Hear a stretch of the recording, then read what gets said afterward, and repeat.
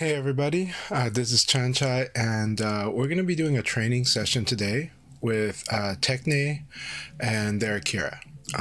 They reached out to me, said they want to work on, on improving their performance and want to work on their game. I know Tekhne personally because he's actually from my local scene, and he has a really nice Akira, and he brings a lot of skills to the table, and his and he does carry a capability of mixing up and kind of he can throw a little chaos into the system, and he can target some reads too. So that's my impression after having fought him at locals, and also in the Chanchai's dojo sessions as well. So I'm really happy to work with him on his game, and I've always enjoyed sparring with him, and also enjoyed just working on different aspects. He is one of the inspiring factors that have gotten me to look more at Akira to try to help more players get better with their Akira play. We have a few Akira players in Portland now, which is something we have not always had, so that makes me really happy. But also, like basically whenever we get new generations of Virtua Fighter, there are definitely people that come in and they really want to play Akira. Now, Tekhne is not exactly new to VF. They've been playing a lot of games, and Virtua Fighter is one of them. But they do bring some good skills to the table, so I'm excited to work with them. I'm going to give them a call in a second here. But I really appreciate them reaching out, and I always enjoy sparring with them and our battles too. So, having said that, it's good to see y'all. It's good to see you, Princess. It is always fun streaming, especially streaming Virtua Fighter, and it's always fun helping everyone improve, and it helps me improve as well. So here we go. I will reach out to Tekhne, and I think especially after last night's global finals tournament, Shiokara's Akira is just always really inspiring, and I think a lot of people can see just how powerful the fundamentals of the game are, especially when we talk about the boxing, and how powerful it can be to have a good active defense. Yes, characters are moving a lot, players are moving a lot, but it's very much an active defense, and very much having each player trying to figure each other out. And also, Akira really does force guessing almost always in a way that is kind of unique in this game. So, but it doesn't feel that way. It feels like normal Tekken. I think it feels like normal stuff to a lot of people, but it's just the pressure of, are you going to defend, or when are you going to attack, or when are you just going to stay on defense, or are you going to just keep attacking? Either way, it feels like a lot of pressure with a strong Akira player. All right, so I'm going to give Tekhne a call now, and we'll see what his learning goals are, and we'll see, or his performance goals really. And we'll see what we can do.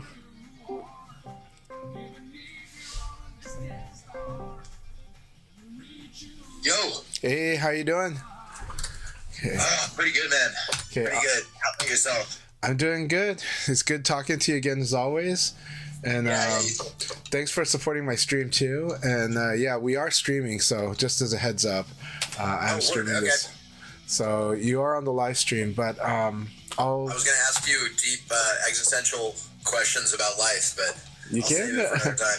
All right, no problem. No problem. Sounds good. We can do that after the session too. Yeah. Yeah. We're all trying to figure out life together, so Yeah, that's true. Let me see here. I think usually for sessions like this, first playing 5 game sets are generally good. I still like to randomize the stage. Are there any particular what things are you feeling in your game? What are the things that you feel like are frustrating you, or what sticks out in your mind actually, good or bad? That's a good question. My execution, I think, has gotten better. I'm getting more comfortable with his I guess it would be 2-6P. Okay. His that can hit confirm, but yes. I think I have trouble. I think I have trouble getting.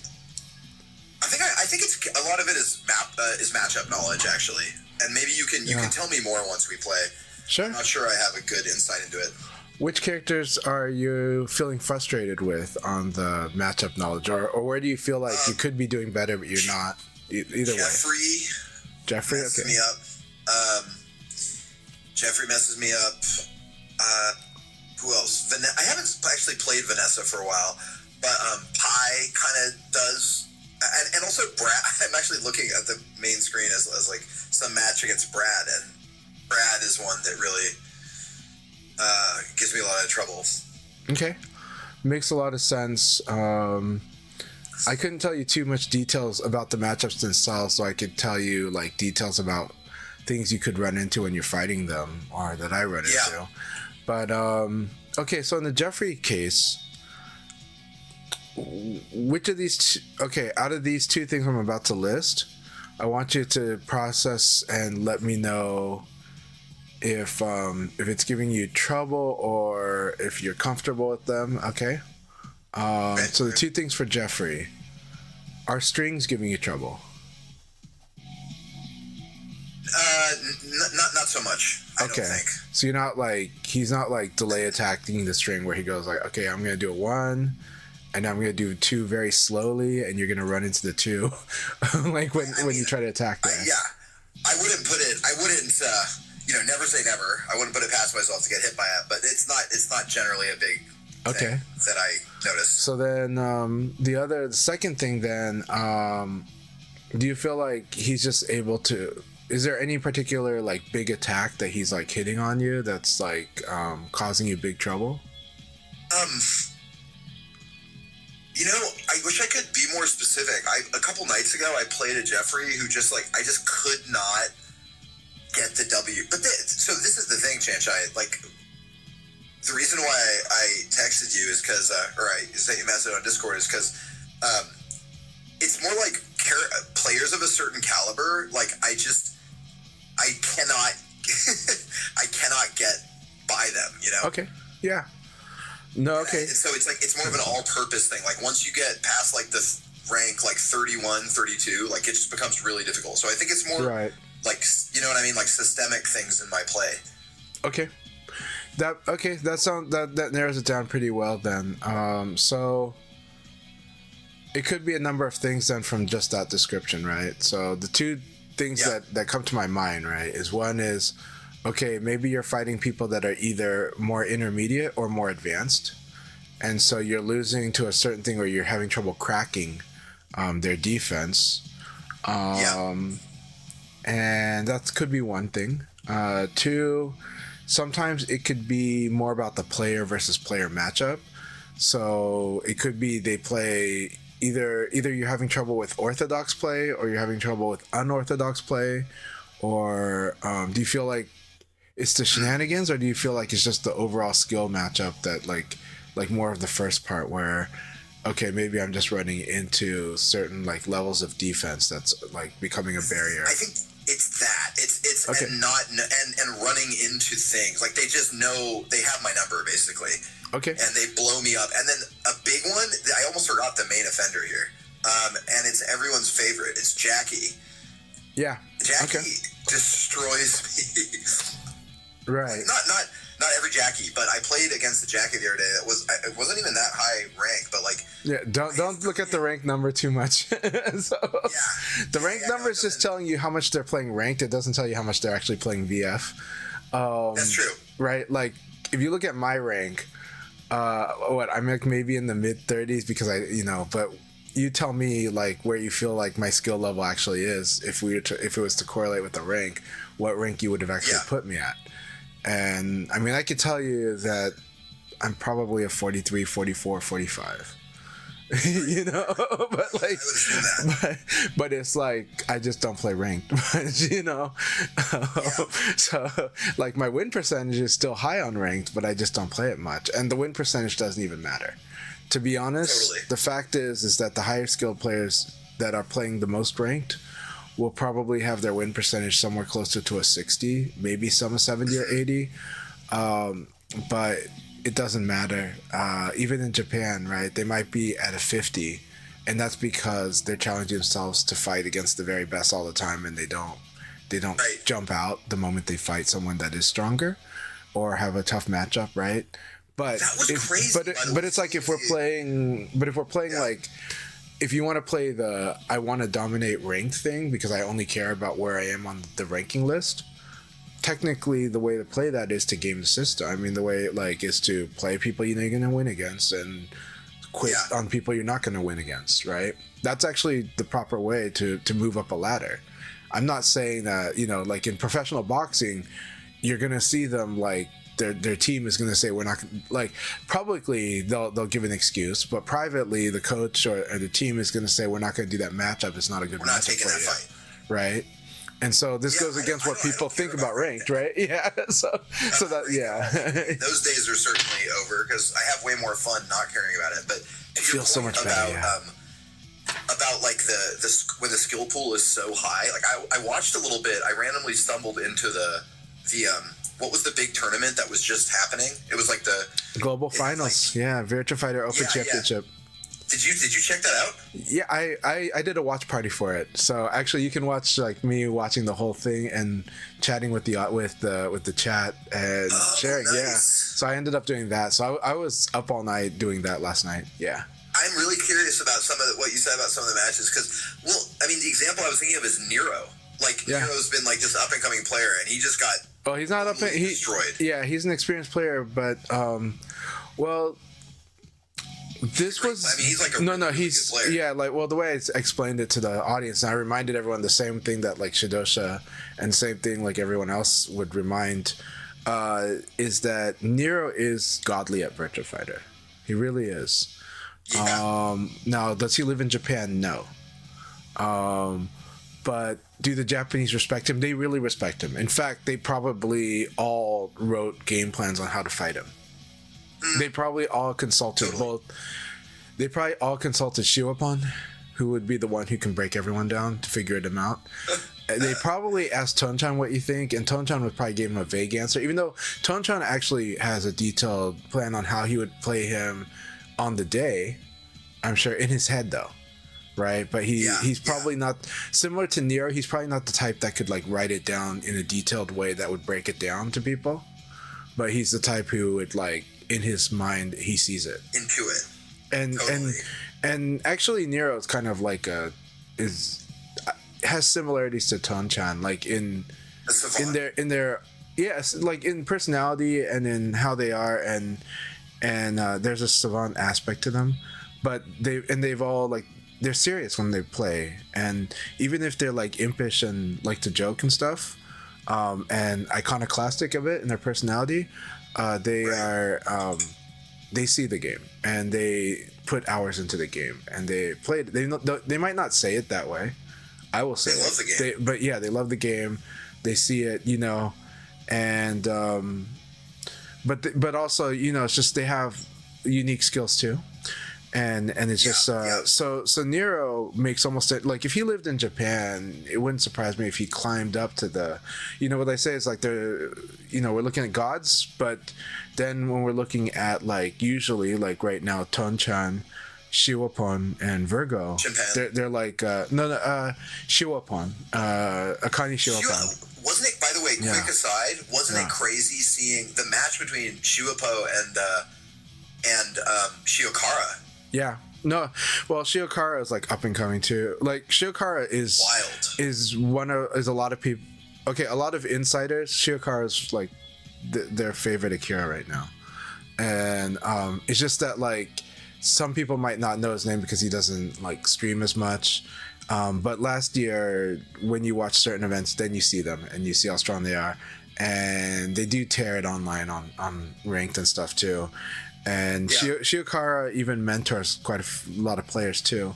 So Shiokara is ridiculous and is one of the best Akira players. Some would say the best Akira right now. And so that was awesome. And so that's not special. Doesn't compete anymore. No, Homestay competes. Homestay is trying to always get this. This is an insane field. And Homestay is one of the greatest. But this is but you know, you got like a really deep pool of elite level players, right? And so crazy. Like Homestay belongs in this tournament too, in the sense that like he is at the skill level to be with all of them. He really Yeah. is. You know, You just didn't make it in though. no. Well, I mean, only 8 people can make it, and you've got over 50 people that are at this insane level. You know, That's so like in Japan, right? And you know, and you've got like Nero and Gentleman Thief, who deserve to be in that tournament, and Himejan, who deserve that tournament. They can all fight. He looked amazing. They can all fight the top 100 players, you know. Right. But of course, you know, you're within that elite giant group. It's like it's elite group, but it's a lot, right? It's like you're stuffing, like if you were to take the best in the oceans, you know, you're shoving them all together, right? Now that said, there's gods. These like the top 100, and then you've got titans, and Shiopon and Tonchan and Virgo, I would say, are the clearest that we have as titans. And you have a lot of people that are just practically there at the edge of, you know, but those 3 are just like, they're about the safest bets you can have. And yet, of course, what's amazing, but you watch, like Shiopon versus Shiokara. Also, though, that was the fight for third. That one was interesting because of the matchup changes, right? And also the drama, because I think both of them had some frustration from not passing through the semifinals, right? Wait, this is the Shiopon versus Shiokara? Did they change matchup? Wasn't it just... They first they fought in towards the end, they fought to see who would be third place, because they both lost to, you know, Virgo and Tonchan, right? So because it's a single elimination. Yeah. So Itabashi was so fun to watch too. Yeah, so and Itabashi is ridiculous, right? And Itabashi is a legend. He is always a Virtua Fighter legend and threat. And you know, he's also he's Street Fighter professional and pretty much Virtua Fighter professional, even if he doesn't have the license. And always in the conversation, and his Yomi is insane, out of this world. Yomi is doing the same move again twice. No, right? No, Yomi is reading your opponent, like knowing what they're gonna do. Oh, okay. When we say Yomi, we're talking about your ability to just see what they're gonna do, and like counter it and apply it. Yeah, like it's the ability to sense, see, feel what your opponent's going to do. It's wild seeing him play VF again, because I actually know him from VF, and most people know him from. Yeah, I know him from Virtua. I remember seeing him in the early 2000s, VF4. Yeah. All right, let me see the full chat of what Necromancy said, because there was enough messages that I can't see it on my chat log. Necromancy had said a lot. While we had this wonderful... No, we're having a wonderful conversation, and our conversation takes precedence, and I think it makes great for the stream. By the way, you can find my room. The passcode is 4565. Okay, yeah. Yep. But I do want to respond to, because Necromancy talks about good things. Since we're getting deep into talking about last night, that's that's resonating with the chat, and I do want to have that chat. Sure. So, okay, so Necromancy says, are there great USA VF players? Yes. Are they able to play locally on a regular basis to continually improve and refine their skills? Well, no, but they do. And there is a scene where there is a bit more regular, but he's talking about the player density. So in Japan, of course, nobody has the player density of Japan, right? And this is true for any game that you're gonna play. So I do think that sometimes this challenge will always exist in competitive gaming. Okay, so I don't want people to misunderstand and dismiss because there's an online versus offline dynamic, okay? Online gives us a greater opportunity than we've ever had before. And we are seeing North America grow in depth and breadth of players in a way that stands out compared to the past because of the online environment improving. Right. We cannot deny this. So as much as one might hate online, this is a fact, and no matter what, you work with what you got. The Japanese are blown away by Nero because they know he comes from Italy. and they know that there are good EU players. They've met them. Kingo is also a ridiculously amazing player from the EU. Okay, and so yes, when it comes to scenes, it's easy to listen to some of the swagger and talk and kind of, and and your hopes and dreams, and get good ideas and weird ideas about a scene. They respect Mike. Mike has been a constant presence forever. Oh, yeah. Ryan Hart has been a constant presence forever in the past. He was proven his VF skills long ago. Now, so of course, are these big fish in small ponds? No denying that. That's true. New York's always going to act like New York, but they legit, of course, had good concentration because they had player base in the old days of Virtua Fighter and in a lot of fighting games, especially during the age of Chinatown Fair. So they had a nurturing environment. But there have always been players that came from different states and different places, right? California is similar, right? But I'm out in Oregon, so people don't hear much about Portland. And Portland did not become popular in the United States until 2008 or so, when the show Portlandia became popular, and they started talking about the life in Portland being this kind of cool place, right? And then our food scene became really popular. But we've always been there. Ray and I have always been very strong when we travel and play. But I don't want to dumb it down to this, because again, let's go back to basketball, in which case, yes, USA had this huge advantage all the time. But the NBA eventually figured out through the Olympics that there were players that could fight them. There were players in China that were amazing. There were players, especially after Slam Dunk, you have a bunch of people in Asia freaking loving basketball, right? We know that baseball, of course, was traditionally dominated by South American countries, Latin American countries, and, of course, the United States, right? But it is growing, and we get players from Asia, and that one is more niche and takes a while, right? Of course, in the game of Go, nobody heard about it in North America much, but there are talented players that come from here too, that do eventually maybe move to Japan or Korea to try to be a pro in a system where you can only get like less than 10 pros per year licensed, because it's also because their society, Go player. well, their society is like, okay, if you're serious about it, you can go to be a pro, but you better get a license, because if you don't get a license by a certain age, our society does not accept that this is a valid route for you for the rest of your life, so we want you to go find something else to do in life, but you can be an amateur, right? So those cultures do that, and there's good reasons to do that, but those cultures are also, your fate's kind of sealed by the age of 20. If you get into a good college, you're gonna have a good job for the most part, right? It's like amazing that Miyazaki, the From Software's leader now, but the one behind Demon Souls and Dark Souls, right? It's amazing how he had a good corporate job, but he gave it up to do From Software. He followed his dream, and it worked out.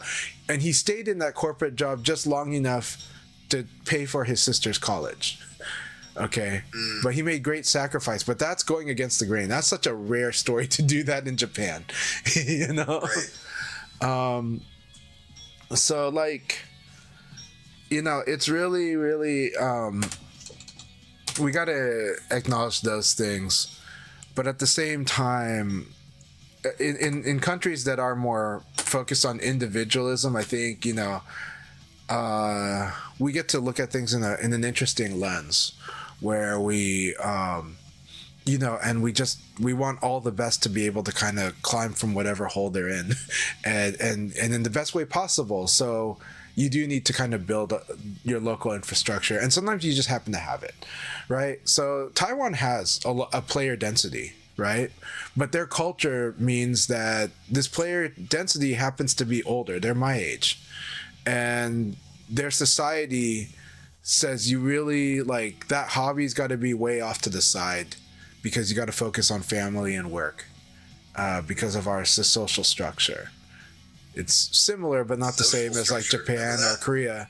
Yeah, Korea is similar, right? But so then why does Korea produce all these pros at a young age? And part of it is just, the educated might have room to buy good PCs and be active, right? But they have their own challenges too. But Korea probably has like the second best pool of players of Virtua Fighter players outside of Japan, but they're really fighting their social dynamic because Virtua Fighter was popular in the 90s, but not exactly popular after that, right?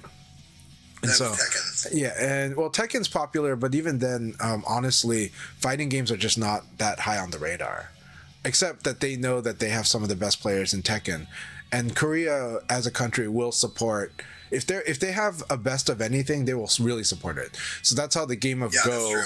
You know, once around 1980, they became the dominant force in Go. That's when they open. You know, that's when they go all in on it and say, hey, we can have a TV station, we can do this. But when they're not exactly totally the number one, and when the AI is challenging top players in Go, the investment drips down a lot. Like it lowers down a lot, and like the threat to the TV station, the threat to the university that teaches Go, or the university programs that focus on Go. Because there is a university program that focuses on Go, and it's under threat. Because why? Because the Koreans are no longer dominating Go.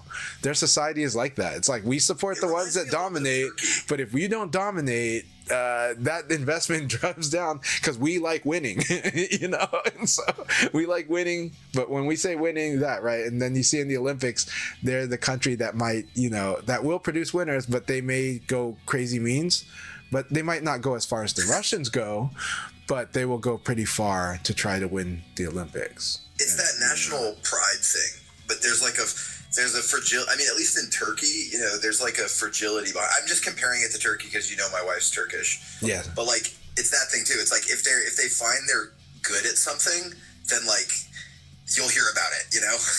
Yeah. And if not, you won't hear about it. But a good example, by the way, to what you're saying about how spring steaming or get hurt, like Pakistan for Tekken. So this one is similar to like what some of us face, like whether it's Virtua Fighter or others, okay? And by the way, I do appreciate the Japanese are very kind to me about Virtua Fighter as well. Like they know that of course I'm not like their elite level, but they've been very complimentary to me about my skill level, right? And you know, and I'm grateful for that. But that's because a lot of us are strong. But they might not know, but they have a strong sense of like the challenge it is for us to rise as high as we have. So they've given us so much respect. Adam, Yuki, Gentleman Thief are incredible, and Denkai are very much on their radars. Yeah, and just like I'm sure they know Nero GT well, and you actually, yes, because you're like an OG. They know me well from like me being active and stuff like that for a variety of reasons. But yeah, so yeah, I am glad that they kind of know of me, or that their OGs like tell the young people about me too. So I'm really flattered, you know, by that. Yeah. So it is you know, like really flattering when like a young generation player comes up to me and told me like who told them about me, right? And that they were really happy to meet me, and that makes me feel good. But they also have a very hospitable culture, like that hospitality is part of the manners. You got to do it, and you got to think in that lens. So have to understand the Japanese are always going to be very welcoming, but again, it's surface level. Yeah. Their culture is also very sarcastic, but their culture is very sarcastic, but it's very much about manners, and part of the manners is this hospitality, and genuinely you can tell when it's really sincere and it's really good. But at the same time, you also got to know that that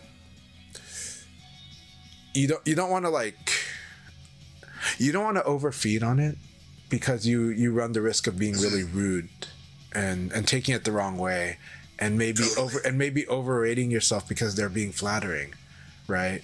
Yeah, I know what you mean. And they're not trying to deceive you. It's just, this is manners. This is good manners, you know, right? But a lot of us Americans are very straightforward, so we get really pumped up on this, and that's good. You should feel good in receiving this hospitality, You gotta just make sure you're not ungracious in how you handle it.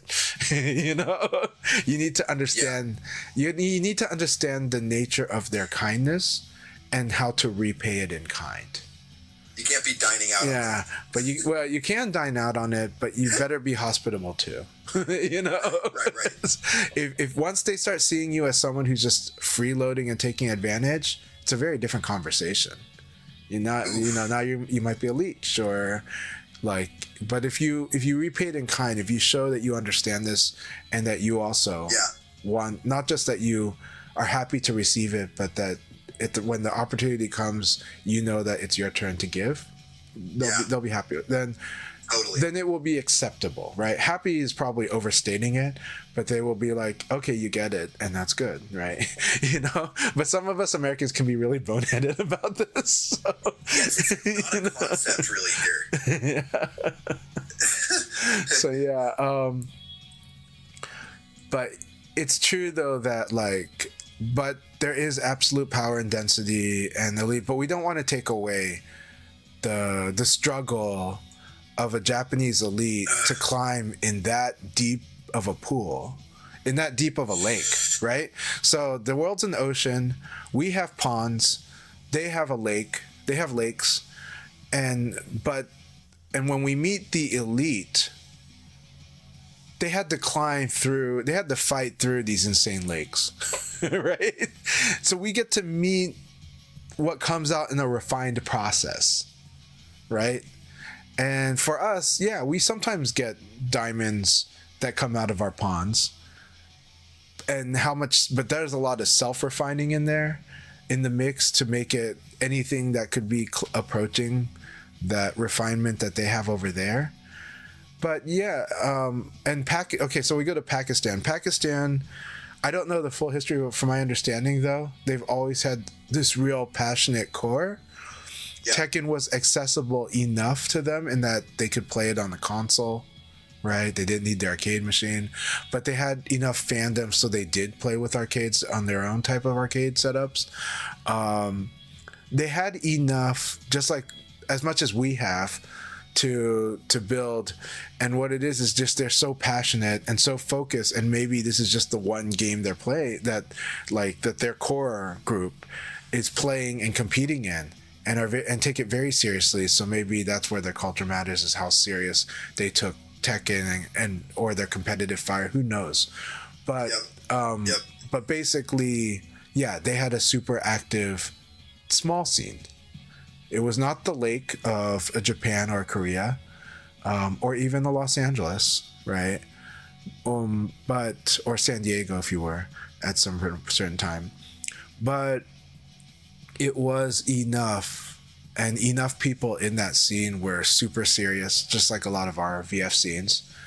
They come in, and maybe they also happen to answer a challenge that the game presents that maybe other scenes were not answering sufficiently. And that was, okay, Korean backdash is essential, it's fundamental. How do you really crack it on a reactive level? And they kind of did that. and then other places around the world just automatically might be doing Korean backdash because it's so safe.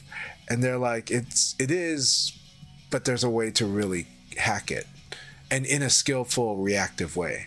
Right, and buffering seems akin to that in Virtua Fighter, or was that buffering? Buffering is fuzzy guarding fuzzy, and how to mix up. These are the three things you really need to do. You have to do them first to understand when and where to do them, right? And then you get into deeper levels about when and where and how to crack, and how these could narrow some of the decision space so that you can manage it and present problems. And then you unlearn it, you open it up, play in other ways, and then it comes back down to it at some point. So this is similar for fundamental training in any serious activity, right? Music too, right? If you go way too fundamentalist on like music theory, you might be playing C major scale the whole time, and never moving off of that, right? Or something like that. Like, to imagine somebody that's like that's not moving beyond a certain beyond like major fundamentals. scales. Yeah, right. Yeah, you have to be able to be creative within them. Yeah, like there's a point where you gotta learn, you unlearn, and then you recontextualize. And Exactly, that's really important. And then you go beyond, right? Otherwise, all music would eventually be the same if it was as dumbed down as just the core, as the beginner fundamentals, right? But it finds reasons to move beyond, and it finds reasons to be interesting, and humans really desire to move to master those, but to move beyond and really make it more, and to challenge themselves. Now, in fighting games, we challenge each other. Command of it. Command is different than having, like a pastiche that you repeat over and over. Yeah, I bring up music, by the way, everybody, because Tekhne has a background in music. I won't say his life history, but I'll just say it's that I know he has a background in music, so that's why we bring it back to music. So,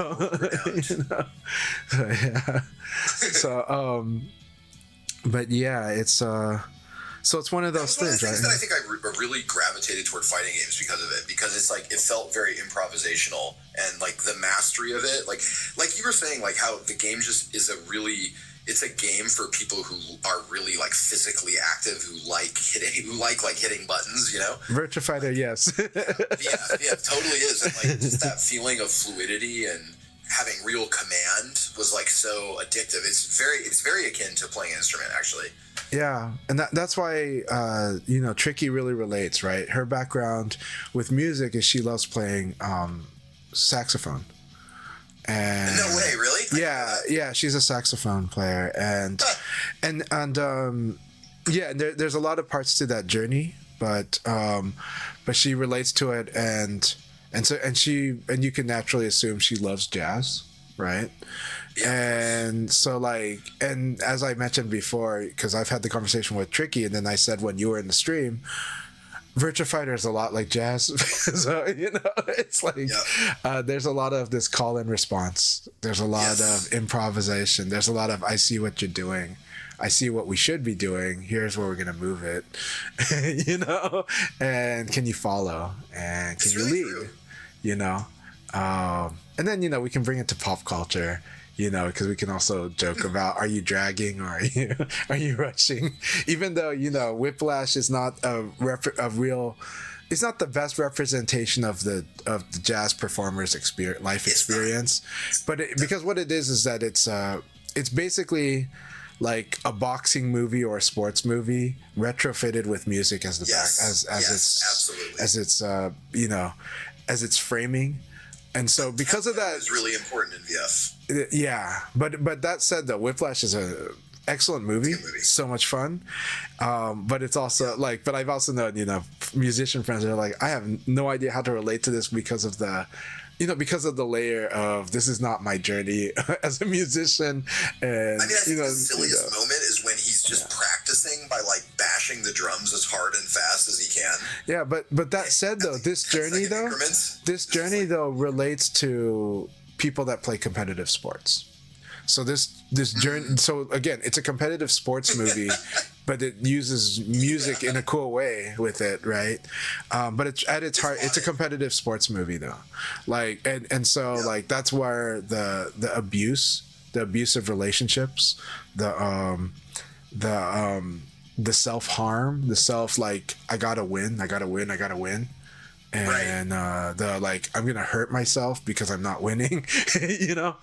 That's because it's a competitive sports movie. I gotta win. It's right, but that's not how musicians because that's you'll lose as a musician, not because you lost to the other people, because you lose to yourself when you take the music this way.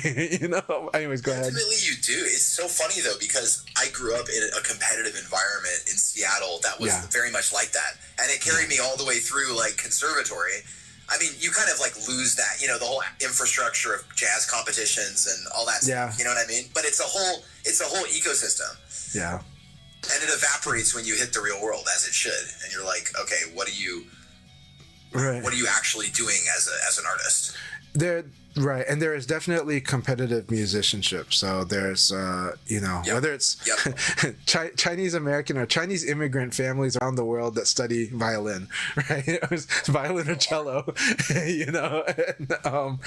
piano societies where it's all about who has the better recitals.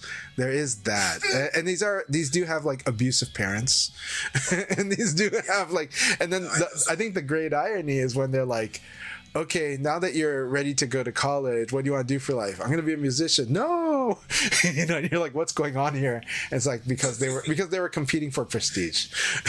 They were competing for not for musicianship, not for love of the music, but it was for prestige. And that's where, again, once you go past it, it's like the musicians that are left are the musicians. That's right. Hey, La Ferris, it's so good to see you. By the way, you guys, thank you all for enjoying the chat. I know we said this was a training session, but I do enjoy these discussions, and I think I think we're talking very much about VF related topics. And I think you can relate everything we've said so far to Virtua Fighter. Well, you relate everything to VF, though. I do. I think all great games do that, right? Music does that too. All great passion will find a way. When something becomes a big part of your life, you find a way to suck a lot of the stuff of life back into it, or to contextualize it. But then that gives it meaning. That gives it greater meaning, not just meaning, greater meaning, right? Meaning that we can share, right? This is how you appeal to people, but also how you appeal to society, right? You're like, why is Virtua Fighter? And you're like, well, Virtua Fighter provokes a very active mind. Virtua Fighter, and Japan has done a study where they had a lot of elders in senior care play Virtua Fighter, teach them generally how to play Virtua Fighter, and do it. And yeah, they measured an increase in cognitive activity, right? And this is healthy because this reduces the chance you have dementia. This can help your brain combat dementia. It can help your brain try to prepare itself for cognitive decline, right? And so and anybody who plays VF seriously can see it because of how active our brains are when we're playing this game, or how active we are. Even if you're playing like on autopilot, there's still a lot of activity going on. It's just so rapid. So yeah, so that is that. Thanks a lot for this chat. Yeah. Okay, so what we were getting at when it sounds like things you do want to work on was, you're wanting to kind of just generally improve it sounds like you do want to improve your fundamentals, but also how are you going to fight people that are exercising fundamentals? This is harder to teach because there's just so many components it could be. But we can talk some general stuff. What resonated? What do you tell me what you would like?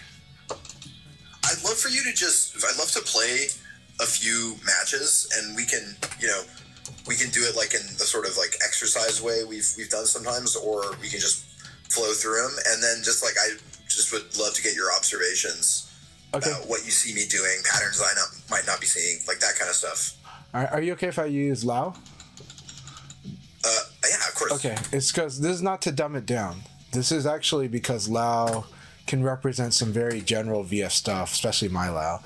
And whereas my Leon, Leon might be Akira is hard to crush, but Leon could be. Leon, I mean, dude, there's no chance. Well, yeah, but it's not about the winning and losing. This is about seeing what are areas that could improve or where the challenges might lie. I just mean there's so many tricky things with Lion that I'll get bogged down in those. Yeah.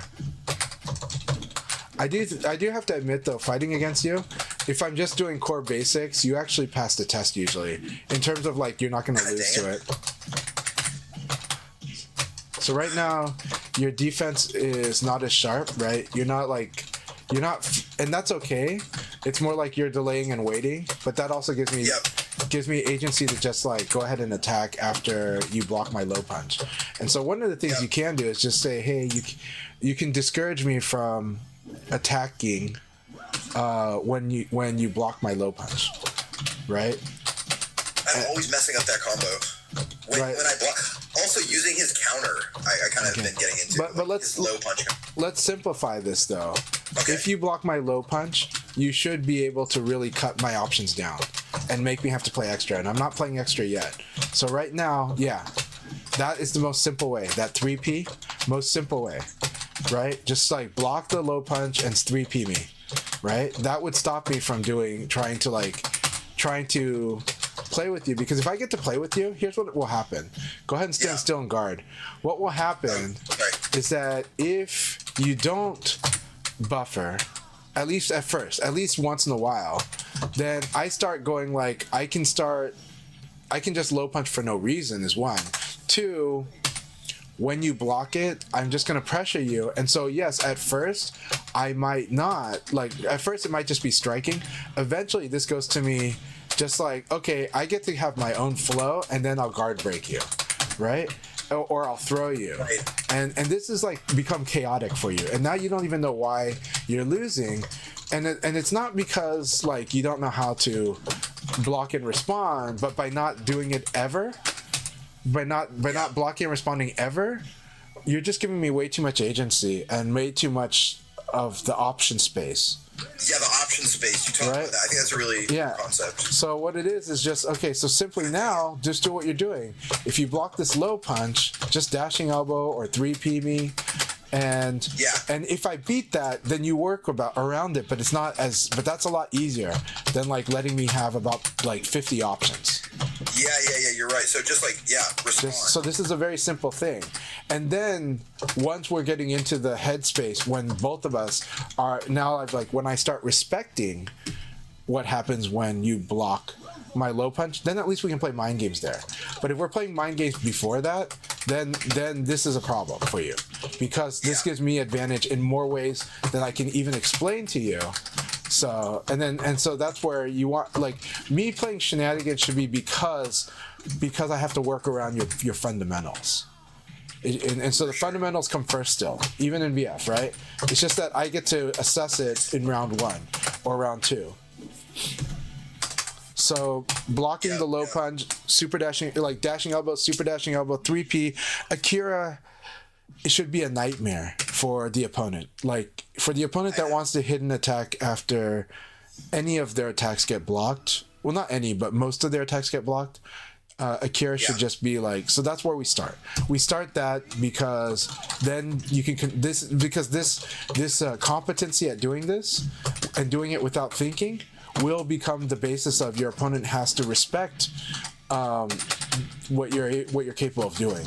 And then, but we can also, of course, go from there to like, and then if you realize your opponent doesn't respect it, then you elevate to doing more damage based on the fact that they're not respecting it. So then that's where you start doing big ass stuff, right? You're like, you know what? I'm just gonna do even bigger stuff because you're just free to this, right? Good. So yeah, we're already, since like 2 rounds ago, we're seeing you like do this. You're like, okay, if I block his low punch, which remember, you can block the low punch with a standing guard. You don't have to low guard, and you didn't do that, which is good. Yeah. So yeah. So this is why this is being measured always at all levels of play. We're measuring, are they doing this or not? Right.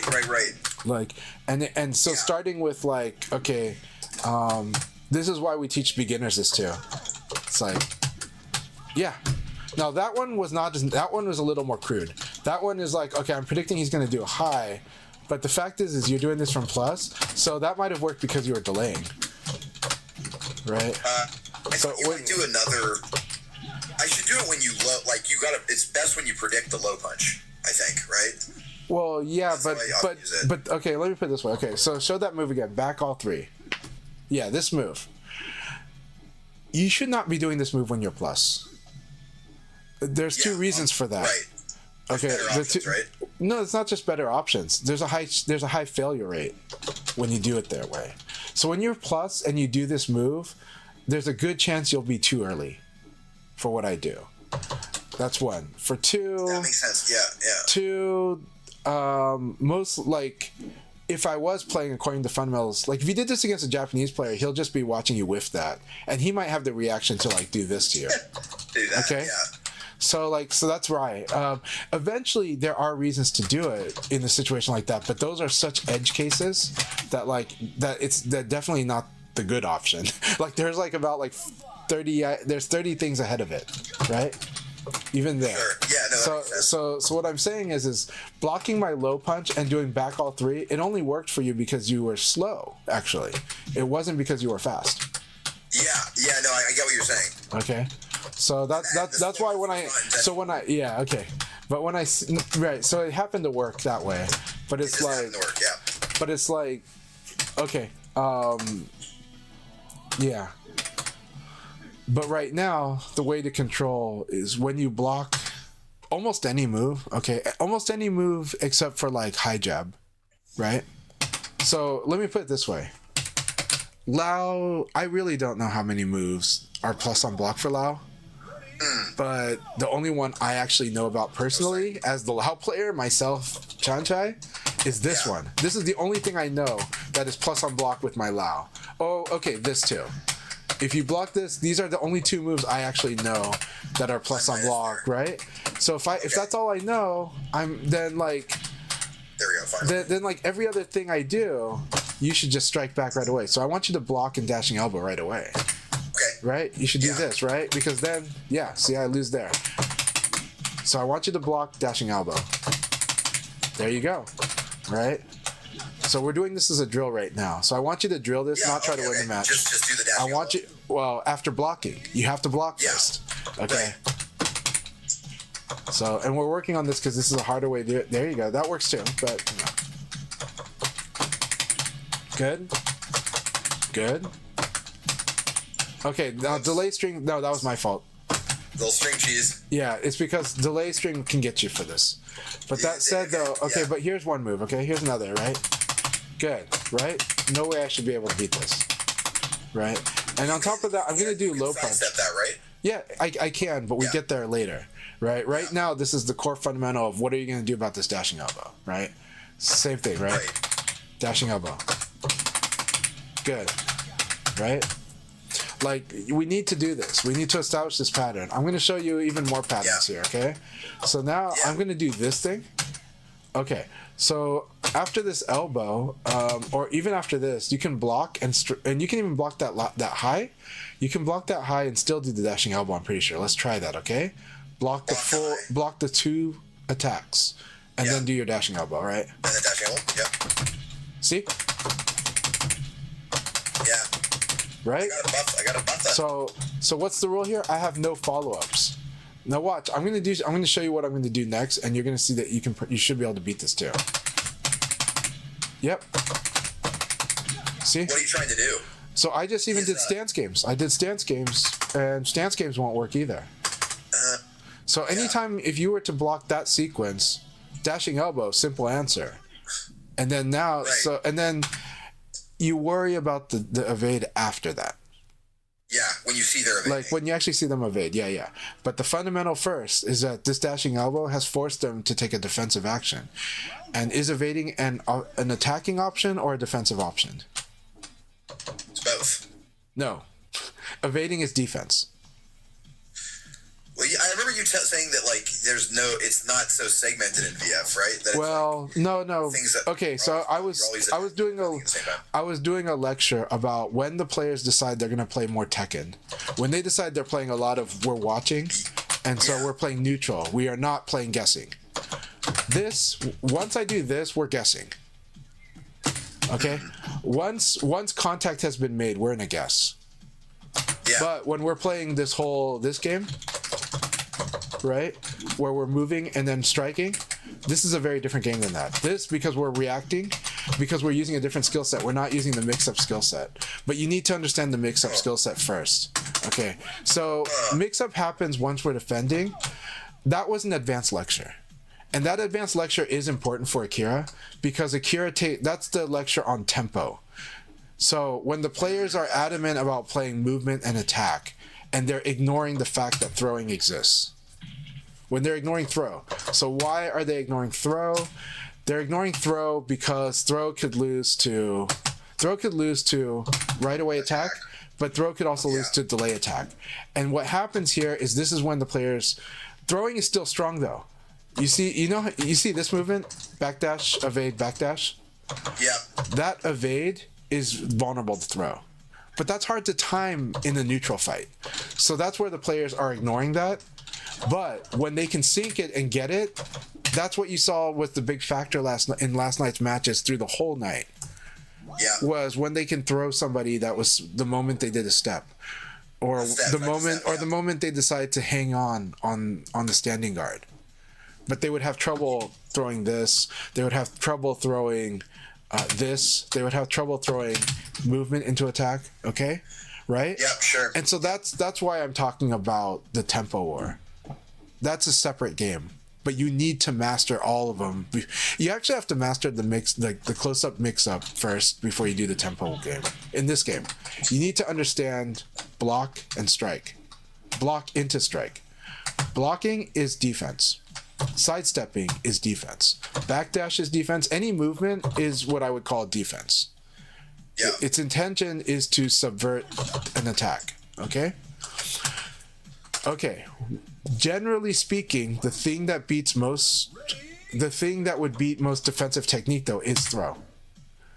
Fuzzy guard though is a way to using the time that I have to duck a throw and then to defend against an attack. So fuzzy guard is meant to be a hack that is a defense option, but delayed throw will beat fuzzy guard. Okay.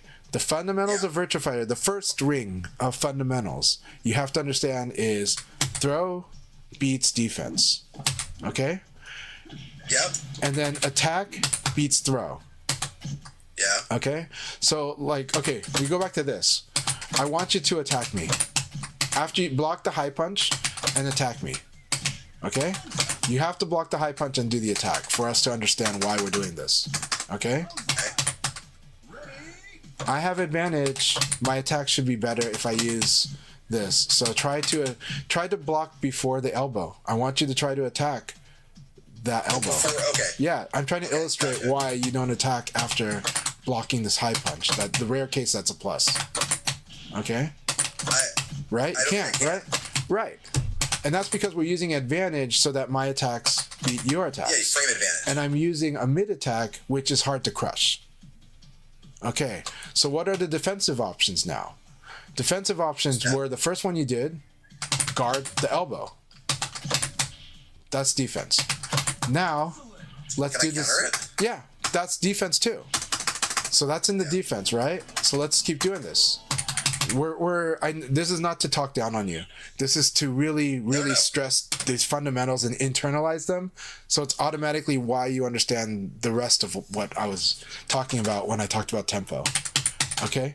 Now in this case we are talking about how high punch is one of like the 2 plus on block moves I know I have, right? Here. Okay. So the decision we're talking about is what do I do after I block the high punch? Let's change that. What do I do when what does Akira do when Akira is -2? Because this is +2. Okay? So you're minus. And okay. There's no attack that's gonna really work here for Akira. That I know. And again, reversal is not an attack. Is reversal an attack? Does reversal not work? Does it not work? No, it does work. You have to do 1 P plus K. So block the high punch and then do the 1 P plus K. The down back punch and kick. There you go. Oh, it's the down back. Yeah. So remember, back is high, down back is mid, and down is low. Okay. You have a low reversal too? Yeah. I'll show you. Okay, like let's say I change it to this. Do the down punch and kick.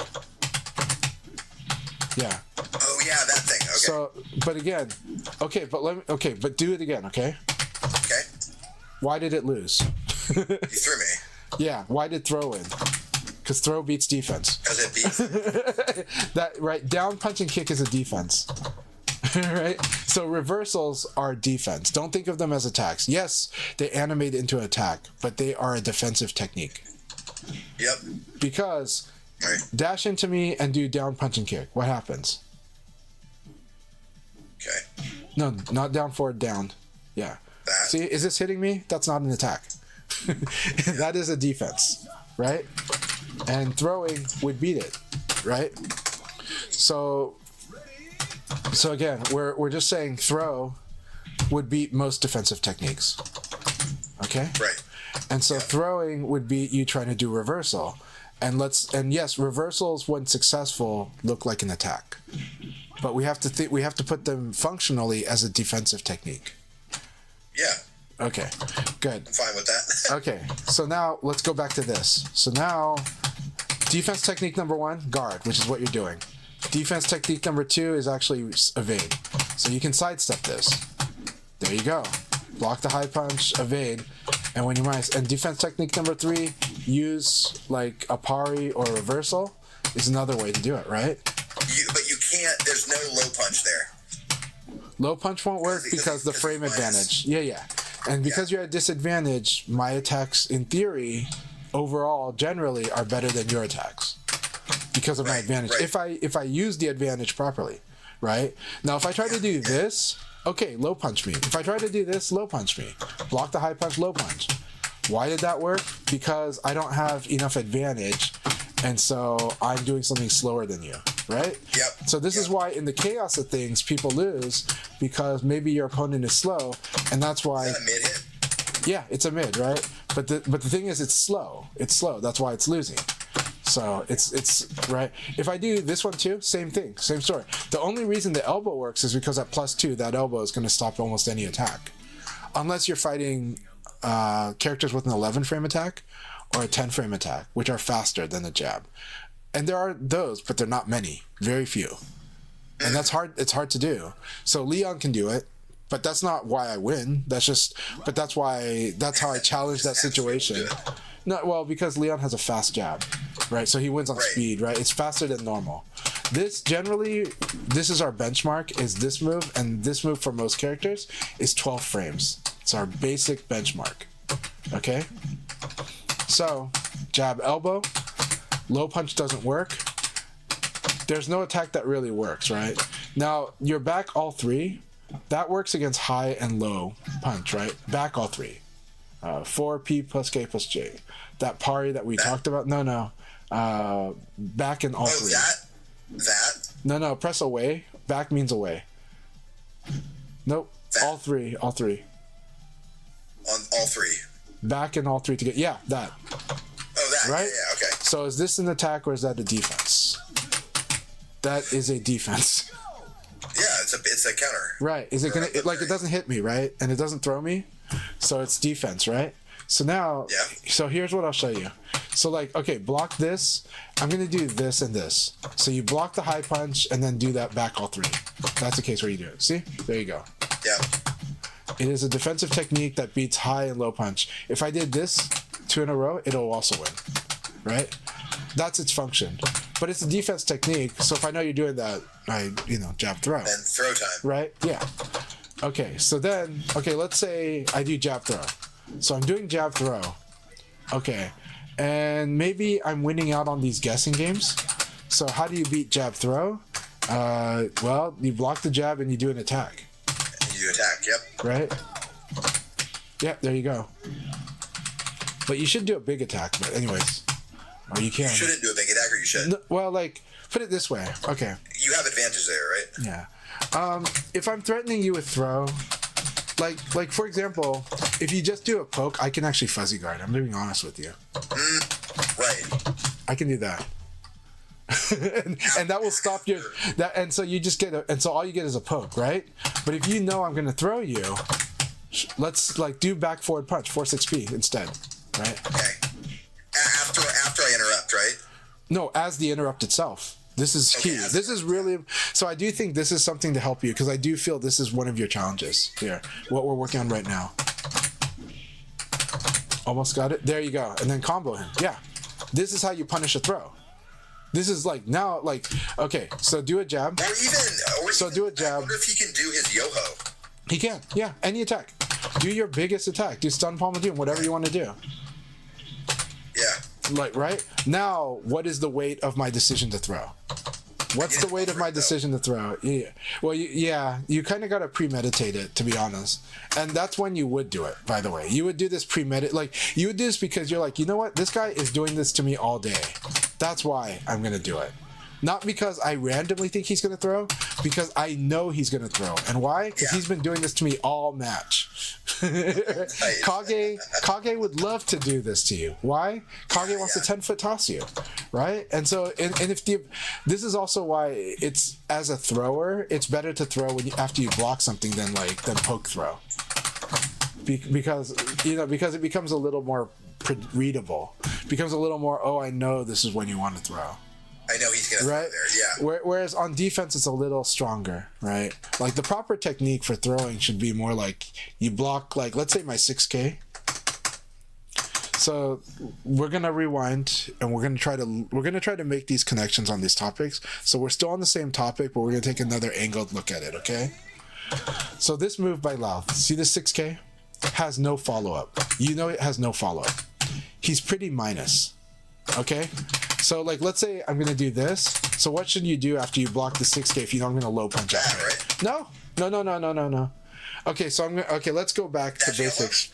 Let's go back. Let's funnel this. Okay, let's really sort this chaos here, because I do think this is all chaotic for you. When you have advantage, when Tekhne has advantage, you do a big attack. you should know. Well, let's ask a question. I want you in your head to kind of ask a question. Is my opponent, who's at a disadvantage, because I have advantage, right? Naturally, they should probably defend. Let's start there. If they're, or actually, let's say my opponent mashes. That's why you were saying don't do the counter there, because it's like I have better options. Yes, exactly. So here's the thing: when you have advantage, you generally, your default thinking should be I should attack or I should throw here. Maybe this. Can you try it? Yeah. So like let's say, yeah, like this, right? So like I'm gonna go ahead and do this, right? Actually, it doesn't have to be a big attack. So let's start with just dashing elbow. Let's keep it simple. Okay. There you go. Right? I have trouble getting the horizontals clean. Okay, so here's a trick too. This, you might not know this. Do you know that you can do forward while holding guard and then let go of the guard and then press punch? Okay, I want to make sure. I want to make sure you're doing that, because some people wait till after they block. Also, I need to ingrain this habit. You remember that I showed this to you in a session? What did I tell you to look for at that? Like, what happens when Lau's knee touches Akira here when you block? What do you see? You see that white spark? Yeah. Okay. You can finish doing your move. You can input before that move, but you got to finish you can finish that input when that white spark disappears. So if you press punch, just the moment that thing disappears, should work, right? Yeah, see? And now we go back to the drill. And when you hear this mashing, I'm mashing on low punch, okay? You can even get the super. Yeah. So the thing is you can do a lot. So now you could probably, I don't know if you can do Yoho, because I forgot how minus this thing is. I imagine it's a -6, could be worse. I don't think Yoho is in the cards. Yeah, but you can do 4-6P if you want, except that I'm doing low punch, which would beat it. Why would low punch beat the 4-6P, the back forward punch? Because it's high. Exactly. And that's why, which type of attacks do we do by default? Until we know for sure what they're doing. We do mid attacks by default. Mids? Yeah. And we do mid attacks because we don't want to worry about low punch. We don't want, okay, like this will be high attacks, right? And then at the same time, this will be low attacks. Okay? Yeah. Right? Like let's say you low punch back, okay? Okay. Right? That's why we don't. Yeah. So, and then, okay, do 3P, right? So block and do 3P. Oh. Right? Are you holding or pressing back while you guard? Is that what's going on? No. Okay. I touched it by accident. Okay, just checking. Right? I can't crush that. And then I'll try to crush the other way. Can't crush it. Why? Because it's a mid. Right? And so simplify, your simple answer is you do a mid first by default. And then you have other reasons to move off that, but that's the simple reason. But this will just simply simplify the situation, right? I just block and I elbow. I block, elbow. For Akira, that's 3P, right? Now, with Lao, he's got complicated stuff, but generally speaking, he does elbow or he does this, right? I can't even do this thing because this thing is a high. Like, just like, you just like duck, just hold down and guard, right? This is like a, like, don't attack yet. See? Yeah, see? But that said, he has many moves like that. He has many moves like that, yeah. See, if you, as long as you don't attack. As long as you don't attack, you don't get hit by this. But you wait for it to whiff, and you attack it after it whiffs. Yeah. See? Or even... Yeah. But that said, though, he has a lot of moves that look like that. He has this, too, which is a different move. That's EX. So the complicated thing about Lao is having all these up knives. Anyways, let's move past that. Again, so we do this. There you go. You gotta just basically keep it simple and do this first so you can calibrate. And then you can get more improvisational after that. But you need to do this. You need to do this at will first. Otherwise, your opponent. This is easy for the opponents that are giving you a hard time. Okay. Yeah, totally. Okay. Same thing here. We go back to doing it from the low punch. The low punch, I'm like -4. You're +4. So again, when you have advantage, your attacks will beat my attacks, and especially if you use a mid that is frame appropriate. So if I do this into elbow, or if I do this into this, anything you do should win. Yeah. And so try to use all the attacks that will work, right? So of course, if the move is too slow, that changes things. But as long as you're fast, so dashing elbow should work. Super dashing elbow works too. Super dashing elbow is hard, but it works. And actually, you should challenge yourself to do super dashing elbow. To get it on block, yeah. And when you play against the AI, you should practice this. You should be like, I block their attack that has no follow up. I'll just do super dashing elbow. What do you think about I had a question. Like, I actually really enjoy fighting the AI in world mode, like in World Tour. What do you think about it? It's like, it's an awesome. Not bad. No, it's good. I like it a lot. Look, I think when people online talk about, oh, I found an exploitive pattern to beat it, and then they feel like that invalidates it. I think they're staring at a leaf and they're not looking at the forest at all. Yeah, I agree. And the thing is they have the choice, and they should have the control, the self-control to work on other options then. And that would, what do you I think they would learn more if they use the other options, challenge themselves to use the other options. And so, yes. Totally. And so this is like this idea that your opponent has a pattern means you should that you have nothing to learn from them. You have a billion things to learn from them. And you can even run into their pattern on purpose to master what you do when you get hit by stuff. When you get hit by it, right. Yeah. But there's even more than that too. You can master of double evading the thing. You could master this.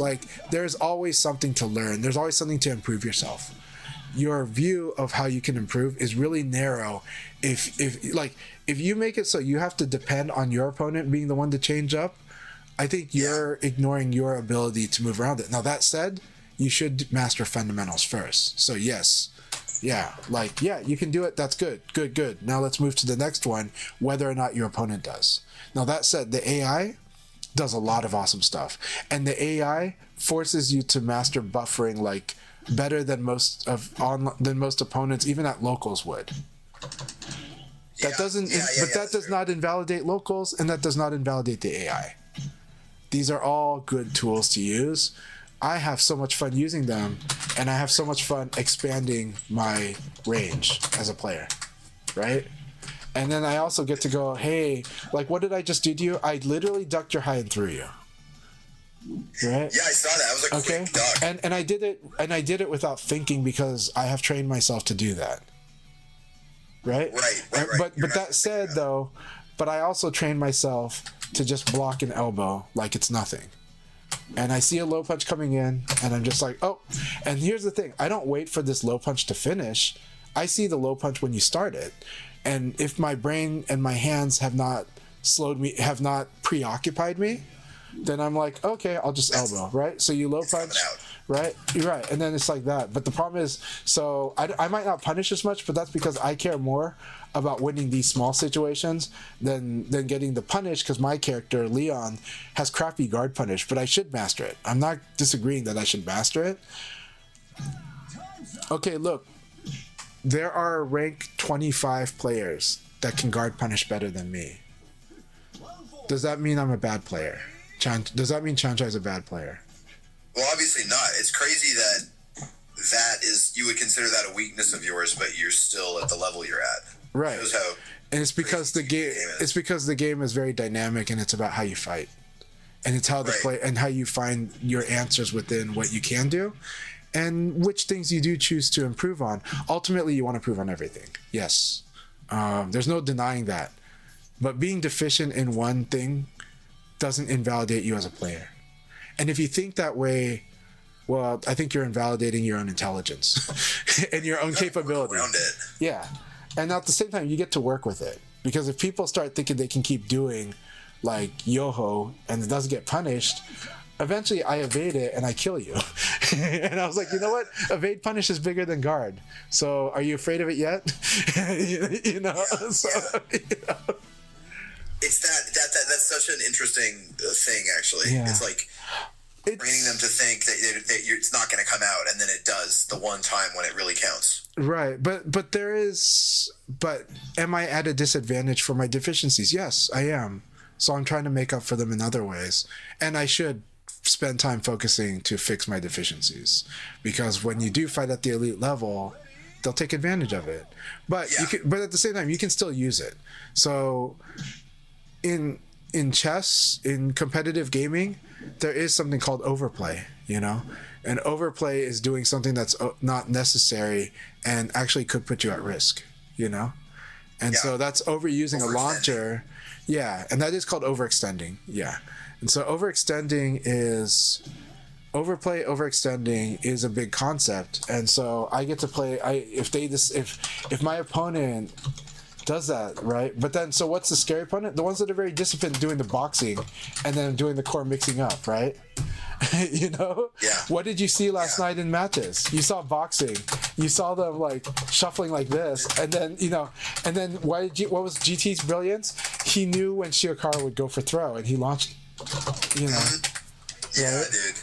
Right, you know, that was like the one chink in the armor, but it took a lot to get there. It took like a lot to get to where I can sync it and I can launch him exactly for this, because it's actually hard to throw, because exactly what you just did. You just did a fuzzy guard in the neutral, right? Yeah. And then the fact that you did attack just made throwing harder, right? And so you've just defended against all that. And so this looks more like the matches last night, right? But again, you know that you yourself have a lot to work on, a lot of areas to improve. Just because you can look like this in a moment doesn't mean you're a world-class player, right? But it does mean no, right? But these are all elements to add together. I quit. Right? Yeah. So no, it's exactly. So then when we're fighting like this, and if I'm mashing like this, it's like, how frame tight are you? So at high level, this actually stops a lot of people. Double low punch. Do you know why? Because they think it's just going to be one? No.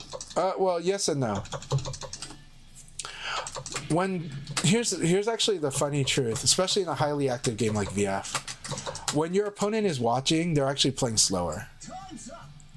They're using their reaction to do the powerful thing when they see a certain thing.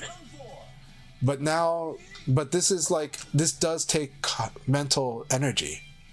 It is a cognitive load, and it does mean that something like this might actually work, and they might be okay with it, because at some point they realize this low punch doesn't scare me.